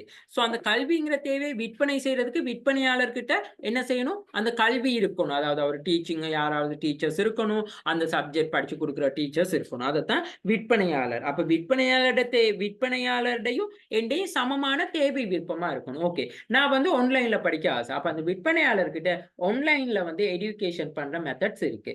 என்கிட்ட நான் கொள்வனவாளர், அப்ப நான் வந்து ஆன்லைன் மூலமா படிக்க விரும்புறேன். அப்ப எங்க 2 பேர்கிட்ட இருக்க தேவை விருப்பம் வந்து சமனா இருக்கு. அந்த சமமான தேவை விருப்பங்களுடன் கூடிய ஒரு பரிமாற்ற செயல்முறை. அப்ப நான் அவருக்கு தேவையான காசை கொடுக்கிறேன், ஆன்லைன்ல நான் படிச்சு கொள்றேன். இந்த செயல்முறை மூலம் வந்து திருப்திப்படுத்துவதற்கான, அதாவது வந்து இதன் மூலமா நான் சாட்டிஸ்பிகேஷன் அடைகிறதுக்கான விருப்பமும் ஆற்றலும் வந்து கொள்வனவாளர்கிட்டையும் விற்பனையாளர்கிட்டையும் காணப்படுற இதான் வந்து நாங்க சந்தைன்னு சொல்லி சொல்லுவோம். அப்ப சந்தைன்னு சொல்றது வந்து கொள்வனவாளரும் விற்பனையாளரும் வந்து ஒரு சந்தித்துக் கொள்கின்ற ஒரு புள்ளியா தான் கருதப்படும். இப்ப கொள்வனவாளர் விற்பனையாளர் வந்து நேரடியாவே தான் சந்தித்துக் கொள்றாங்கன்னு சொல்லி கேட்டா இல்ல. கொள்வனவாளர் விற்பனையாளர் வந்து நேரடியாகவோ மறைமுகமாகவோ சந்தித்துக் கொள்ளலாம். டிரெக்டோ இன்டிரெக்ட். அப்ப இன்டிரெக்டுக்கான என்ன எக்ஸாம்பிள்னு சொன்னா நாங்க சரளமா சொல்ல போனா ஆன்லைன் மார்க்கெட்டிங். நாங்க இலத்திரல் வணிகம் வர்த்தகம் மூலமா மேற்கொள்ளப்படுறது தான் வந்து ஆன்லைன் மார்க்கெட்டிங் சொல்லி நாங்க சொல்லுவோம். ஓகேயா?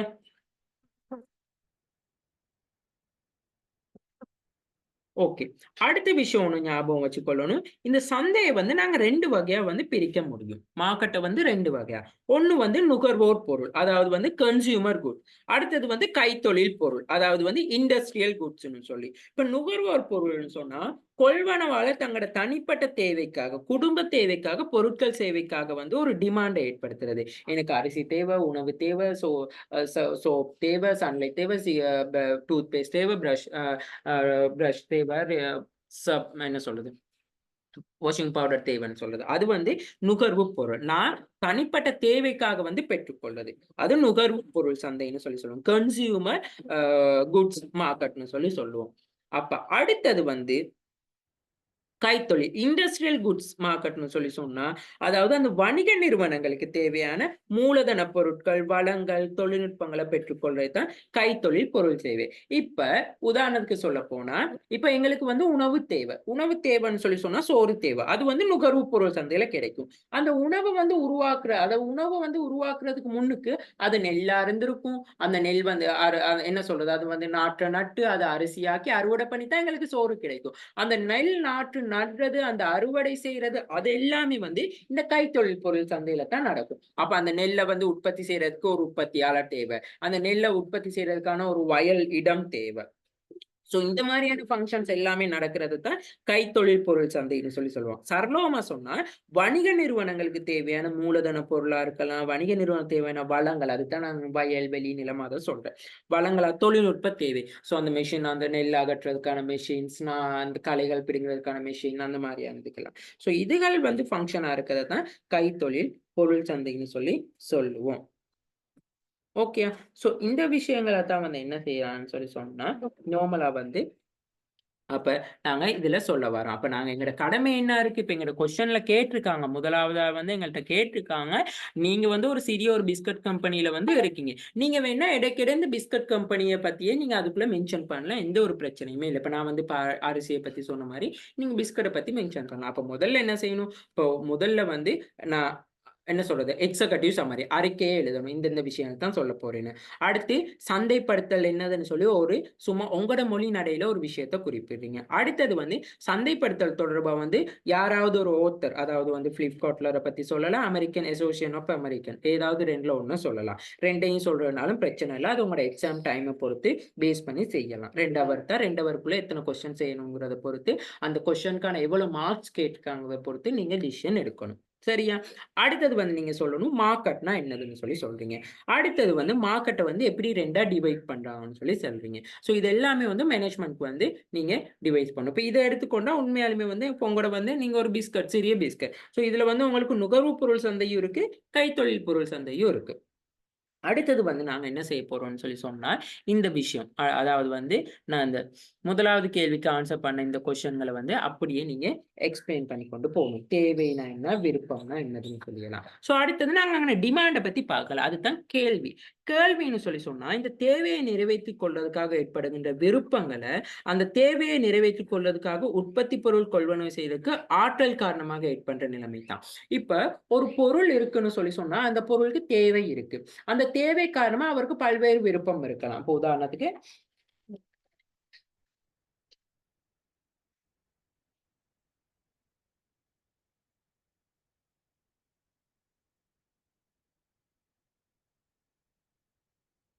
உணவு இருக்குன்னா பான், பிட்டு, இடியாப்பம்னு சொல்லி அதுதான் விருப்பமா இருக்கும். தேவை வந்து உணவா இருக்கும். சோ இப்படி இருக்கிற சந்தர்ப்பத்துல வந்து அவருக்கு வந்து அவரோட தேவை விருப்பங்களை நிறைவேற்றி செய்து கொள்வதற்கு அவருக்கு என்ன செய்யணும்னா கொள்வனவு செய்வதற்கான ஆற்றல் இருக்கணும். ஓகே, உங்களுக்கு அந்த தேவையை நிறைவேற்றுவதற்கு காசு இருக்கணும். இப்போ உங்கள்கிட்ட வந்து இருக்க ஒரு 500 ரூபாய் தான். அந்த 500 ரூபாயை வச்சுக்கணும். உங்களுக்கு பசி, உங்களுக்கு தேவை இருக்கு சாப்பிடணும்னு சொல்லி, விருப்பம் இருக்கு ஒரு ரைஸ் ஒண்ணு சாப்பிடணும்னு சொல்லி, ஃப்ரைட் ரைஸ் ஒண்ணு சாப்பிடுறது. சோ உங்களுக்கு அந்த 500 ரூபாய்க்கு ஏத்த மாதிரி தான் நீங்க அந்த ஃப்ரைட் ரைஸ் ஒண்ணு நீங்க தேடி வாங்கக்கூடியவன்னு இருப்பீங்க. அதைத்தான் உங்களுக்கு காணப்படுகின்ற டிமாண்ட்னு சொல்லி சொல்றது. கொள்வனவு சக்தின்னு கூட நாங்க அதை சொல்லுவோம். சோ அப்படி இல்லாம அந்த 500 ரூபாய் வச்சு கூட உங்களுக்கு தேவை விருப்பம் வந்து நீங்க ஒரு 5 ஸ்டார் ஹோட்டல்ல அந்த 500 ரூபாய்க்கு சாப்பாடு வாங்கலுமான்னு சொல்லி கேட்டா ஏலாது, நத்தி முடியாது. சோ அந்த டிமாண்ட்னு சொல்லி சொல்ற விஷயம் என்னதுன்னு சொல்லி சொன்னா, அந்த தேவை விருப்பங்களை பூர்த்தி செய்யறதுக்காக வந்து அந்த உற்பத்தி பொருளை கொள்வனவு செய்வதற்கு காணப்படுகின்ற ஆற்றல், ஆற்றல்னு சொல்லி சரளமா சொன்னா அந்த உற்பத்தி பொருளை கொள்வனவு செய்யறதுக்கான டேலண்ட்டை தான் அவங்க சொல்றாங்க. அடுத்தது வந்து நான் சொன்னேன் ஆஃபரிங்னா என்னதுன்னு சொல்லிட்டு, பிராண்ட்ஸ்னா என்னதுன்னு சொன்னேன். சந்தைப்படுத்தல் வழிமுறைகள், மார்க்கெட்டிங் சேனல். அதாவது வந்து மார்க்கெட்டிங் சேனல்னு சொல்லி சொல்லும் பொழுது மார்க்கெட்டிங் சேனல்னு சொல்லி சொல்லும். ஓகே. நான் இப்ப டார்கெட் மார்க்கெட்ட பத்தி சொன்னேன். அடுத்தது என்ன பொசிஷன் அண்ட் செக்மென்டிங்ன்னு சொல்லி சொன்னா என்னதுன்னு சொல்றேன். அப்ப டார்கெட் மார்க்கெட்ன்னு சொன்னா, ஒரு உற்பத்தி பொருள வந்து அந்த உற்பத்தியில சந்தைப்படுத்துறதுக்காக வந்து நுகர்வோர் குழு மீது கவனத்த செலுத்துறது தான் வந்து நாங்க டார்கெட் மார்க்கெட், இலக்கு சந்தைன்னு சொல்லுவோம். இப்ப இந்த பிஸ்கட்ட வந்து நீங்க யாருக்கு? சிறியவங்களுக்கு உற்பத்தி செய்றீங்களா? அப்படி இல்லாட்டி வந்து வயோதிபர்களுக்கு உற்பத்தி செய்றீங்களா? அப்படி இல்லாட்டி இளைஞர்களுக்காக அந்த பிஸ்கட் உருவாக்குறீங்களா? சோ அதுதான் டார்கெட் மார்க்கெட்டா இருக்கும். அடுத்தது வந்து துண்டமாக்கல் சாரி நிலைப்படுத்தல்னு சொல்லலாம். பொசிஷனிங்ன்னு சொல்லி சொன்னா, அந்த உற்பத்தி பொருள் தொடர்பா, அந்த பிஸ்கட் தொடர்பா வந்து நுகர்வோர் மனசுல வந்து ஒரு சிறந்த ஒரு மனப்பாங்கு, அதாவது ஒரு ஆட்டிட்யூட்ன்னு உருவாக்குறோம். ஓகே, இந்த நிறுவனத்துல தயாரிக்கப்படுகின்ற அந்த பிஸ்கட் வந்து நல்ல குவாலிட்டியானது, நல்ல டேஸ்ட் ஆனது. உங்களுக்கு மைண்ட்ல எடுத்த உடனே வரணும், ஓகே இந்த பிஸ்கட் தான் அப்படின்னு சொல்லி. இப்போ உதாரணம் பாருங்க, இப்ப நாங்க டூத் பேஸ்ட் வந்து கூடுதலா வந்து டூத் பேஸ்ட் வாங்கணும்னு சொல்லி சொல்ல மாட்டோம். எங்களுக்கு மைண்ட்ல வாரது என்னது? சிக்னல் ஒண்ணு வாங்க, சிக்னல் ஒண்ணு வாங்கன்னு. அதே மாரி தான் வாஷிங் பவுடரு. நாங்க வந்து ரின்சோ வாங்கிட்டு வாங்க, ரின்சோ வாங்கிட்டு வாங்க. இப்ப நெறைய பேர் வந்து வாஷிங் பவுடர்ன்னு சொல்ற விஷயம் வந்து ரொம்ப கம்மியா தான் இருக்கும். சோ அது காரணம் என்னதுன்னு சொன்னா பொசிஷனிங். அந்த பிராண்ட், அந்த பொருள் வந்து நிலைப்படுத்தப்பட்டாச்சு சந்தையில. இந்த பொருள் நிலைப்படுத்தப்பட்டாச்சு. அதே மாரி உங்களோட பிஸ்கட்ன்னு சொல்றது அந்த பிராண்ட், அந்த பிஸ்கட் வந்து சந்தையில வந்து ஓகே, உங்களுக்கு பிஸ்கட்ன்னு சொல்லி சொன்னோனே வந்து உங்களோட கம்பெனியால அந்த உற்பத்தி செய்ற பிஸ்கட் தான் மக்கள் மைண்ட்ல வந்து ஞாபகம் வரணும். அடுத்தது சந்தை துண்டமாக்கல். இத நாங்க சொல்றது வந்து என்னதுன்னு சொன்னா, அ செக்மென்டேஷன்னு சொல்லி. அதாவது வந்து ஒரு ஓவராலா இருக்கிற மார்க்கெட்ட வந்து நுகர்வோர் குழுக்கள வந்து உள்ளடக்கி பல்வேறு பகுதியா பிரிச்சு வந்து நாங்க துண்டமாக்கலாம். சிறியவர்கள், பெரியவர்கள் அப்படின்னு நெறைய இருக்கு. நான் அந்த சந்தை துண்டமாக்கல வந்து நாங்க இன்னொரு அந்த சப்ஜெக்ட்க்கு வரும்பொழுது நாங்க அதை படிப்போம் இப்படின்னு சொல்லி. ஓகேயா? ஓகே. அடுத்தது விஷயம் வந்து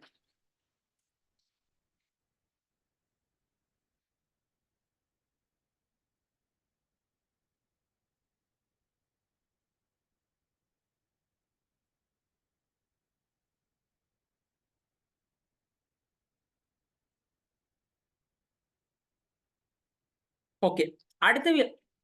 அடுத்த விஷயம் என்ன சொல்றாங்கன்னு சொல்லி சொன்னா,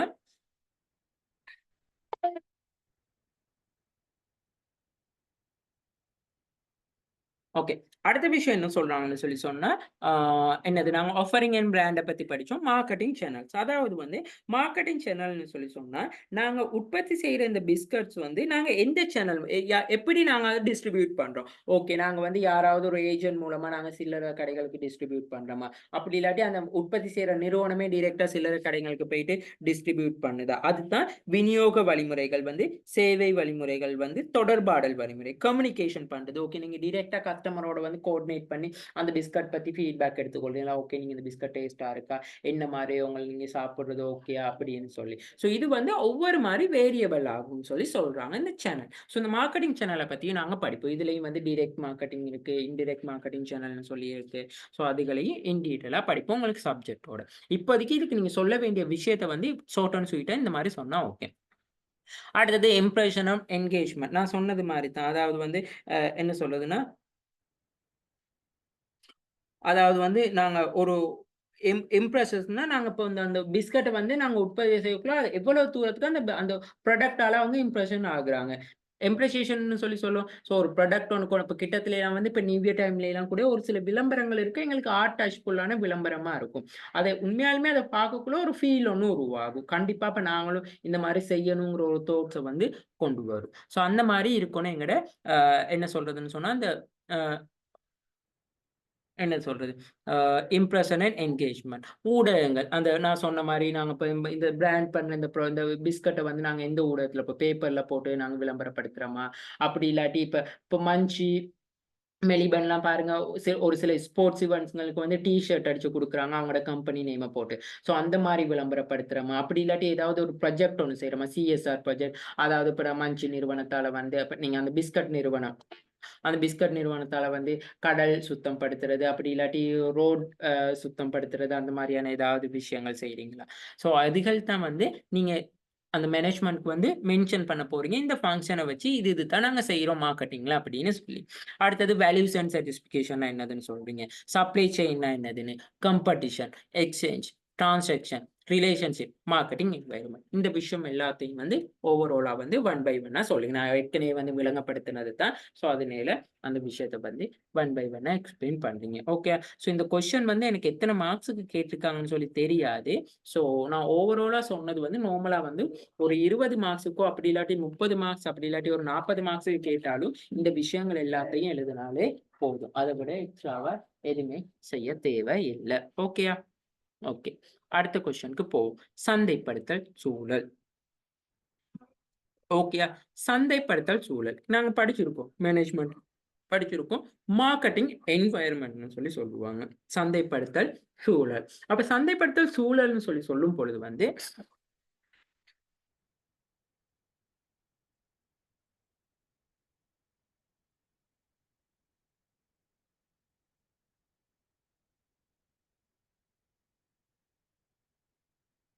முதல்ல சந்தைப்படுத்தல் சூழல்னா எங்களுக்கு என்னன்னு தெரிஞ்சிருக்கணும். அதாவது மார்க்கெட்டிங் என்வைரன்மென்ட். அதாவது மார்க்கெட்டிங் என்வைரன்மென்ட்ன்னு சொல்லி சொன்னா, நுகர்வோரோட தேவை விருப்பங்கள பூர்த்தி செய்றதுக்காக வந்து பரிமாற்றத்திற்கு தொடர்பு கொள்வதற்கு விருப்பமும், கொள்வனவு சக்தியும் கொண்ட உண்மையானதும், சாத்தியப்பாடுடையதுமான வாடிக்கையாளர் அனைவரிடம் கூட்டுத்தொகை.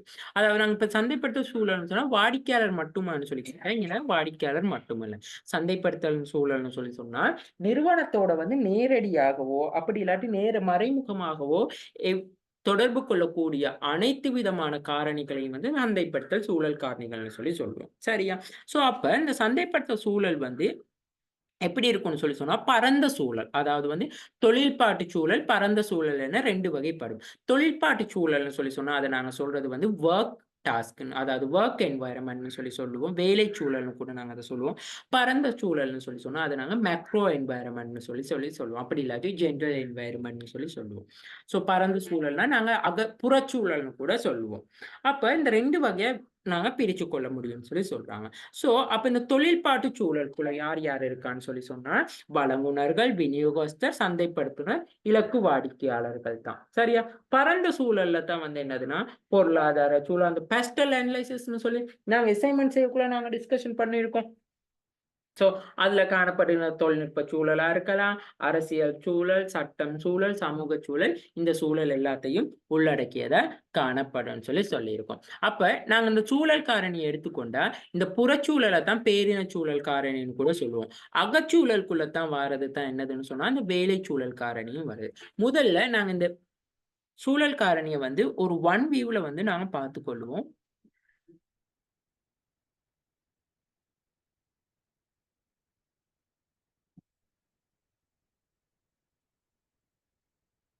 ஓகே. பாருங்க நான் இது வந்து உங்களுடைய அசைன்மென்ட் கொஸ்டின். மார்க்கெட்டிங்ல 7வது அசைன்மென்ட் கொஸ்டின்.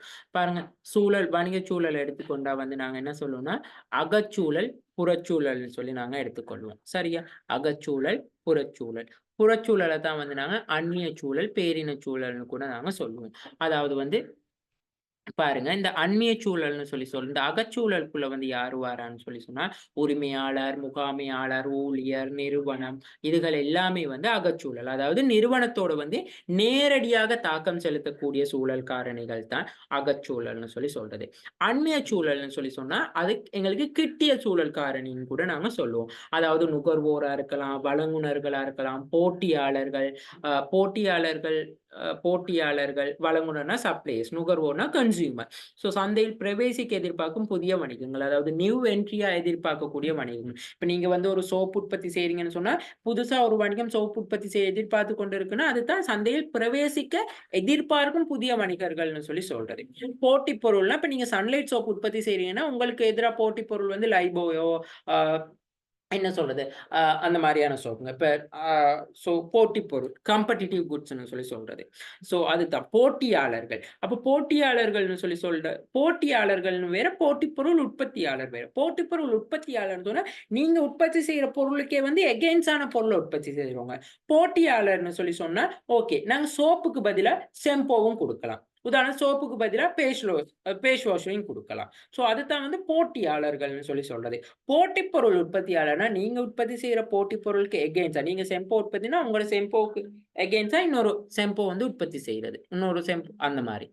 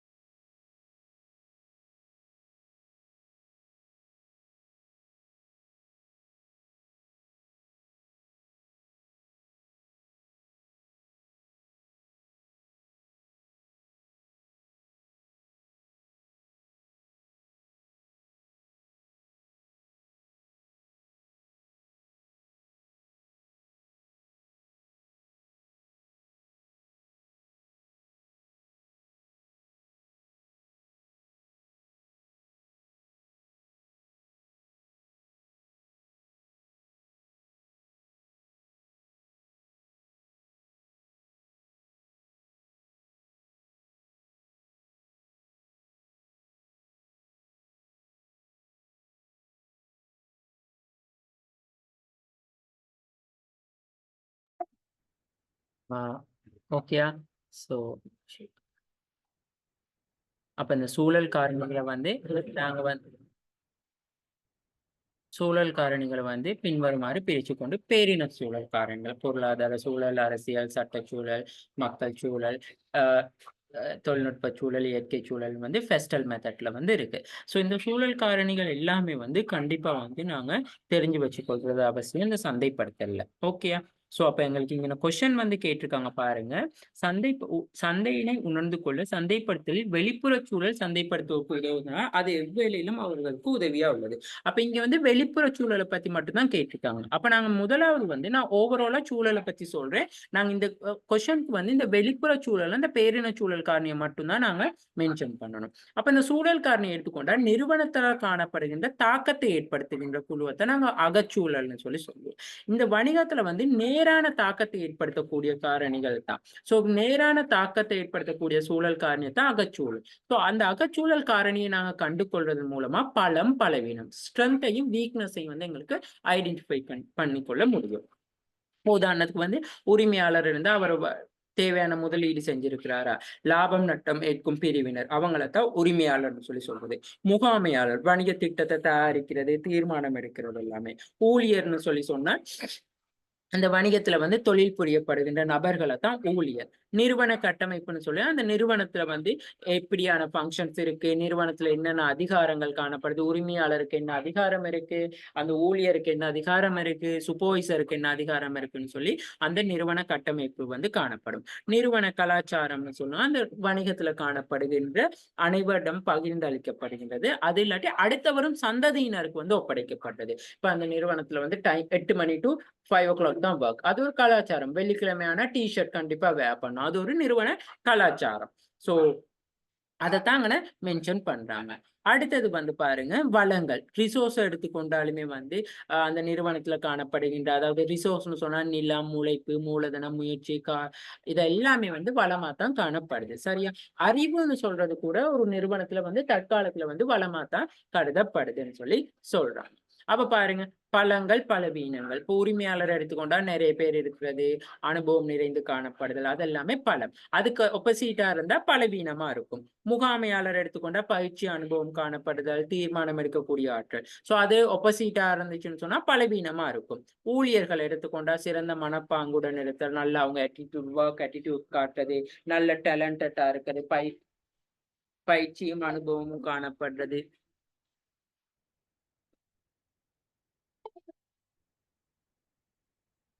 பயிற்சியும் அனுபவம் காணப்படுறது.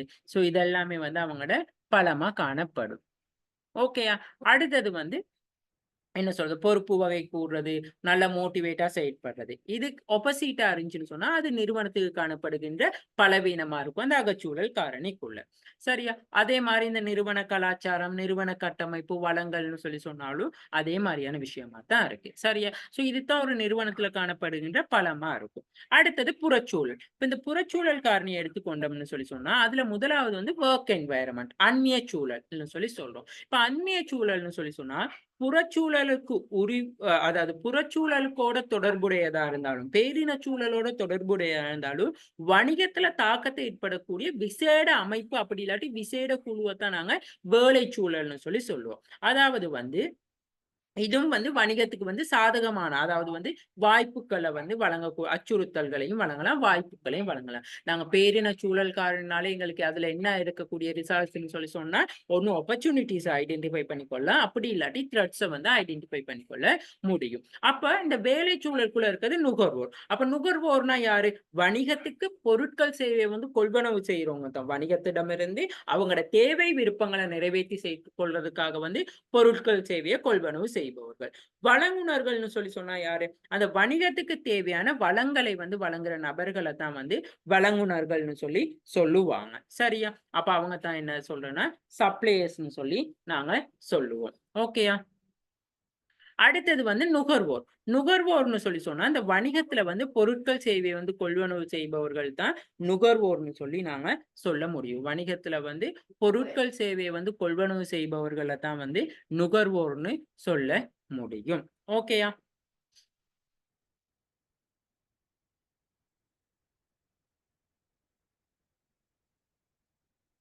ஓகே.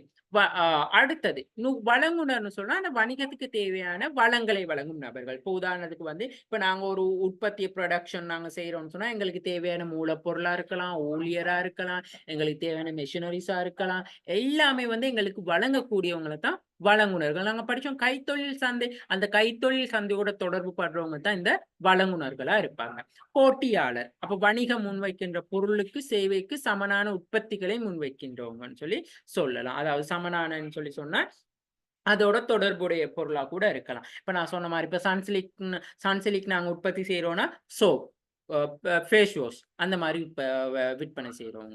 அப்ப போட்டி பொருள் உற்பத்தியாளர்கள்ன்னு சொன்னா, நாங்க சந்தையில முன்வைக்கிற பொருள் சேவைக்கு மற்றுமொரு பொருள் சேவையின வந்து முன்வைக்கிறது. லக்ஸ் சோப்னா, லக்ஸ் சோப்க்கு எதிலா டவ் சோப் உற்பத்தி, அமாம் சோப் உற்பத்தி அந்த மாரி. சரியா? ஸோ இவங்களால வந்து எங்களுக்கு வாய்ப்புகள், அச்சுறுத்தல்கள் வந்து காணப்படக்கூடியதா இருக்கும். இப்ப நுகர்வோர்னா நல்லா அறிவார்ந்த வாடிக்கையாளர், நுகர்வோரோட வருமானம் அதிகரிச்சு காணப்பட்டா, அது எங்களுக்கு ஒரு ஆப்பர்ச்சுனிட்டியா இருக்கும். இதே அச்சுறுத்தல்னா நுகர்வோர்ட்ட சரியான வருமானம் இல்ல, அவங்க வந்து அந்த அதாவது ஒரு ப்ராடக்ட் சர்வீஸ் ஒரு நாலேட்ஜபிள் இல்லாட்டி, அவங்க அந்த ப்ராடக்ட் பர்ச்சேஸ் பண்றது வந்து குறைஞ்சிரும். இப்ப உதாரணத்துக்கு பாருங்க, இப்ப நெறைய பேருக்கு வந்து ஆன்லைன் பிசினஸ் பத்தி ஒரு நாலேட்ஜ் இல்லாட்டி, அவங்க அந்த ஆன்லைன் பர்ச்சேசிங் பண்றவங்க குறைச்சு கொள்வாங்க. ஸோ அது வந்து ஒரு வணிகத்துக்கு அச்சுறுத்தல். ஆன்லைன் பிசினஸ் செய்ற வணிகத்துக்கு வந்து அச்சுறுத்தலா இருக்கும்.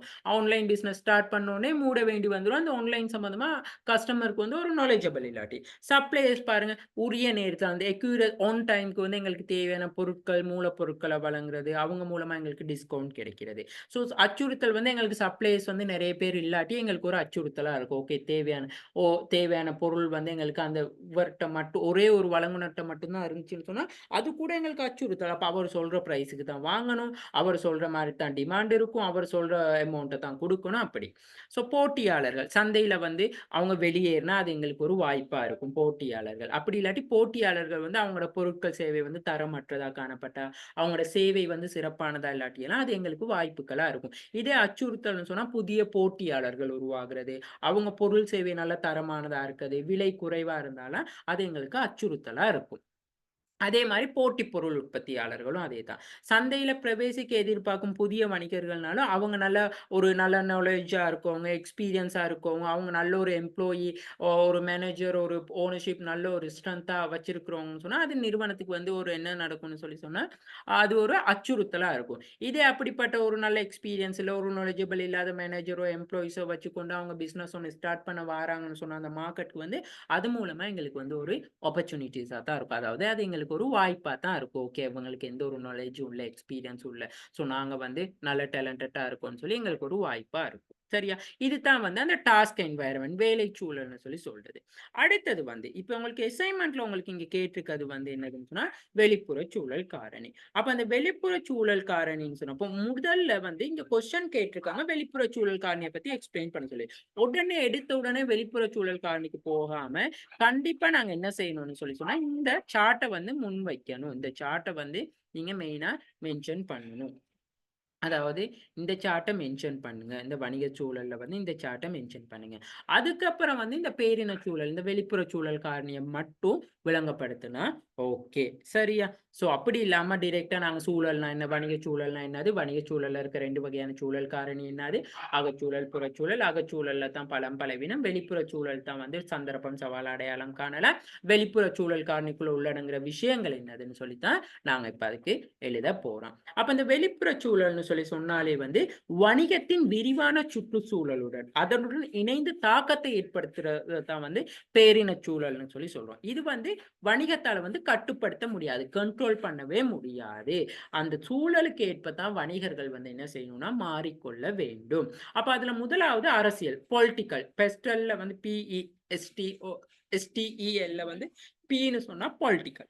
அப்ப இந்த அரசியல் சூழல்னு சொன்னா, அதாவது நிறுவனங்கள், அரசு பதவி வகிக்கிறவங்க, அரசின் கொள்கைகள், அதுகள் தான் அரசியல் சூழல். அப்ப அரசியல் சூழல்ல தான் வந்து காணப்படும் மெயினா வந்து வரவு செலவு திட்டம், பட்ஜெட், டாக்ஸ் இவ்வளோ ஒதுக்கி இருக்கோம்னு சொல்லுவாங்க. ஸோ அந்த டாக்ஸுக்கு ஏத்த மாரி எங்களோட உற்பத்தி பொருள விலைகள மாற்றம் செய்யணும்.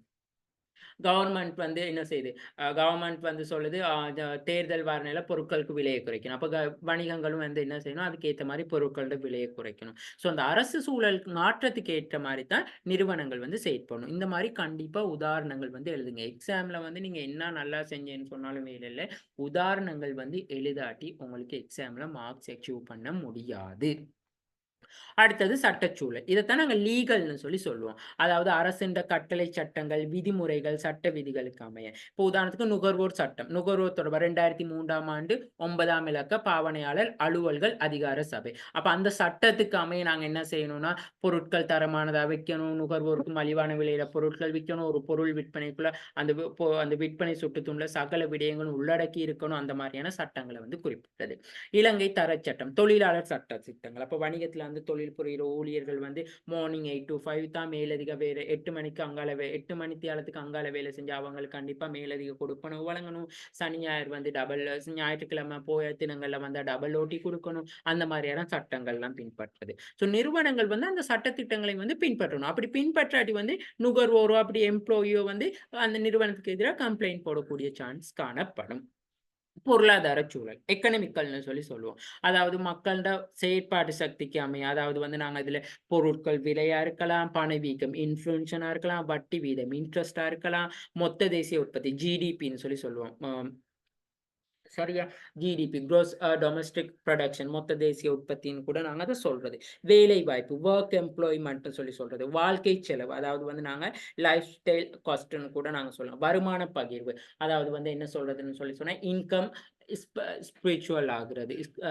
வருமான பகிர்வு, சேமிப்பு, இன்வெஸ்ட்மென்ட், சேவிங் இது எல்லாமே வந்து பொருளாதார சூழல் காரணியில தான். அப்ப பணவீக்கம் பாருங்க, அப்ப பணத்தின் பெறுமதி வந்து படிப்படியா அதிகரிக்கக்குள்ள பொருட்களோட விலையெல்லாம் அதிகரிக்குது. மார்க்கெட்ல வந்து பொருள வாங்குவாங்களா? வாங்க மாட்டாங்க. வாங்குற அளவ குறைச்சு கொள்ளுவாங்க. மக்கள்ட்ட வந்து சேமிப்பு நாட்டம் அதிக அளவு கூடிருச்சுன்னு சொன்னா, அப்படி இல்லாட்டி இன்வெஸ்ட்மென்ட் பண்றது அதிக அளவு கூடிருச்சுன்னு சொன்னா, பர்ச்சேஸ் கொள்வனவு செய்றத குறைச்சிருவாங்க. வாழ்க்கை செலவு கூடிருச்சுன்னு சொன்னா, தேவையற்ற பொருட்கள் நுகர்வு செய்றது, தேவையற்ற சேவைய வந்து நுகர்றது. சினிமா பார்க்க போறது, சுத்த போறது அந்த மாரியான விஷயங்கள் எல்லாத்தையும் குறைச்சு கொள்ளுவாங்க. ஸோ வேலைவாய்ப்பு. வணிக நிறுவனங்கள் வந்து வேலைவாய்ப்பு வழங்குதா? வேலைவாய்ப்பு வழங்கல.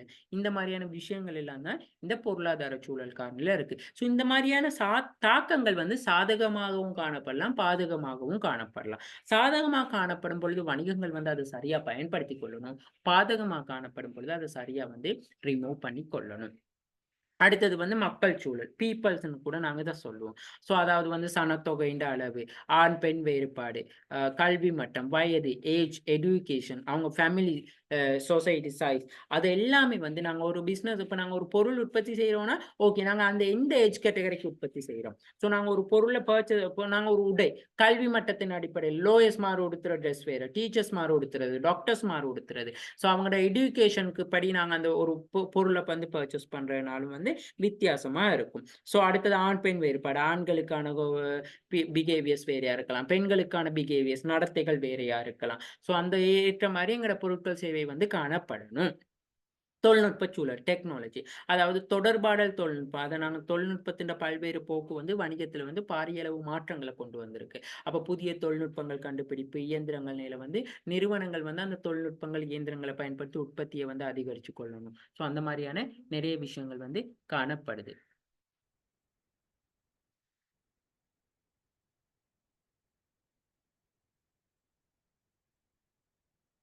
ஓகேயா? ஸோ அடுத்தது.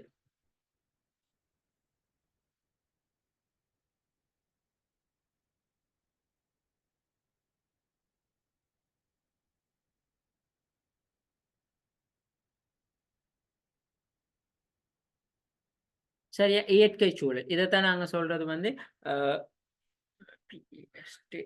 என்வைரன்மென்டல்னு சொல்லி. அதாவது வந்து இயற்கை வளங்களுக்கு ஏதாவது பாதகமா ஏற்படுற நிலைமை காரணமாக வந்து ஏற்படுற பிரச்சனைகள். அதாவது இயற்கை வளங்கள கண்டுபிடிக்கிறது, காலநிலை மாற்றம். திடீர்னு வந்து மழை பெய்யறது கூடன்னு சொன்னா, அப்ப ஃப்ளட் கிளைம் எல்லாம் ஏற்படும். அப்ப இன்சூரன்ஸ் கம்பெனிகளுக்கெல்லாம் வந்து கூடுதலா கிளைம்ஸ் செலுத்த வேண்டி வரும்.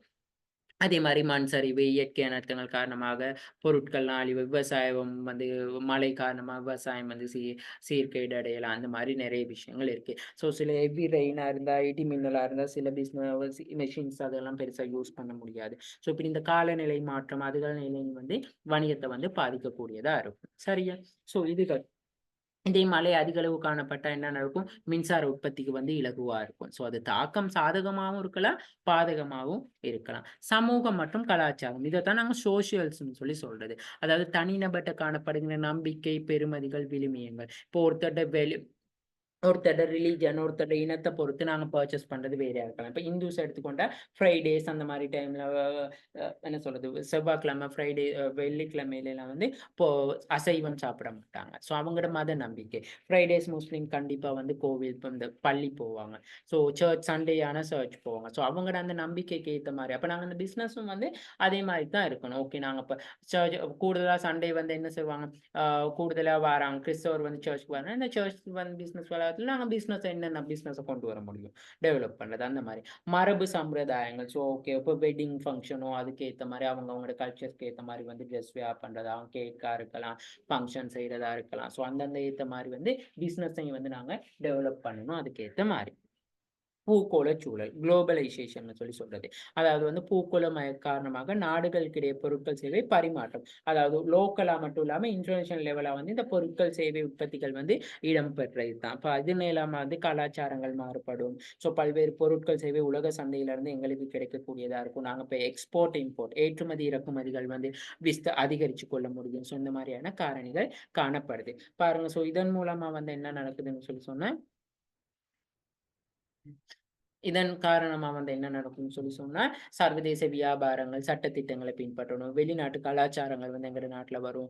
வெளிநாட்டவர்கள் வந்து எங்கட நாட்ல இன்வெஸ்ட் பண்ணுவாங்க. வேலைவாய்ப்பு எங்களுக்கு வந்து வெளிநாட்ல கிடைக்கும். அதே மாரி வெளிநாட்டவர் வந்து ஸ்ரீலங்கால வந்து வேலைவாய்ப்புக்கு அதிக அளவு காத்திருப்பாங்க.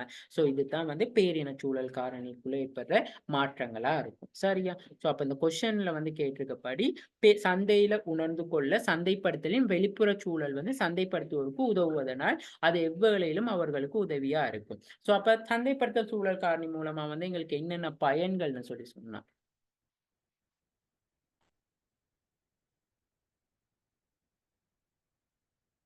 ஓகே. இந்த சந்தைப்படுத்தல் சூழல் காரணி மூலமா என்னென்ன பயன்னா, எங்களுக்கு சந்தர்ப்பம், சவால்கள வந்து தெரிஞ்சு கொள்ளலாம். பலம், பலவீனங்கள தெரிஞ்சு கொள்ள முடியும். வாடிக்கையாளர்ட தேவை, விருப்பங்கள சரியா நிறைவேற்றிக் கொள்ள முடியதா இருக்கும்.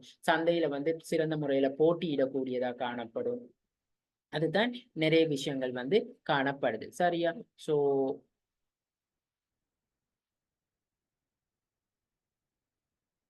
ஸோ பலங்கள அறிஞ்சு கொள்ளலாம். பலவீனங்கள வந்து அறிஞ்சு கொள்ள முடியும். வணிக வாய்ப்புக்கள அறிஞ்சு கொள்ள முடியும். அச்சுறுத்தல்கள வந்து அறிஞ்சு கொள்ள முடியும்.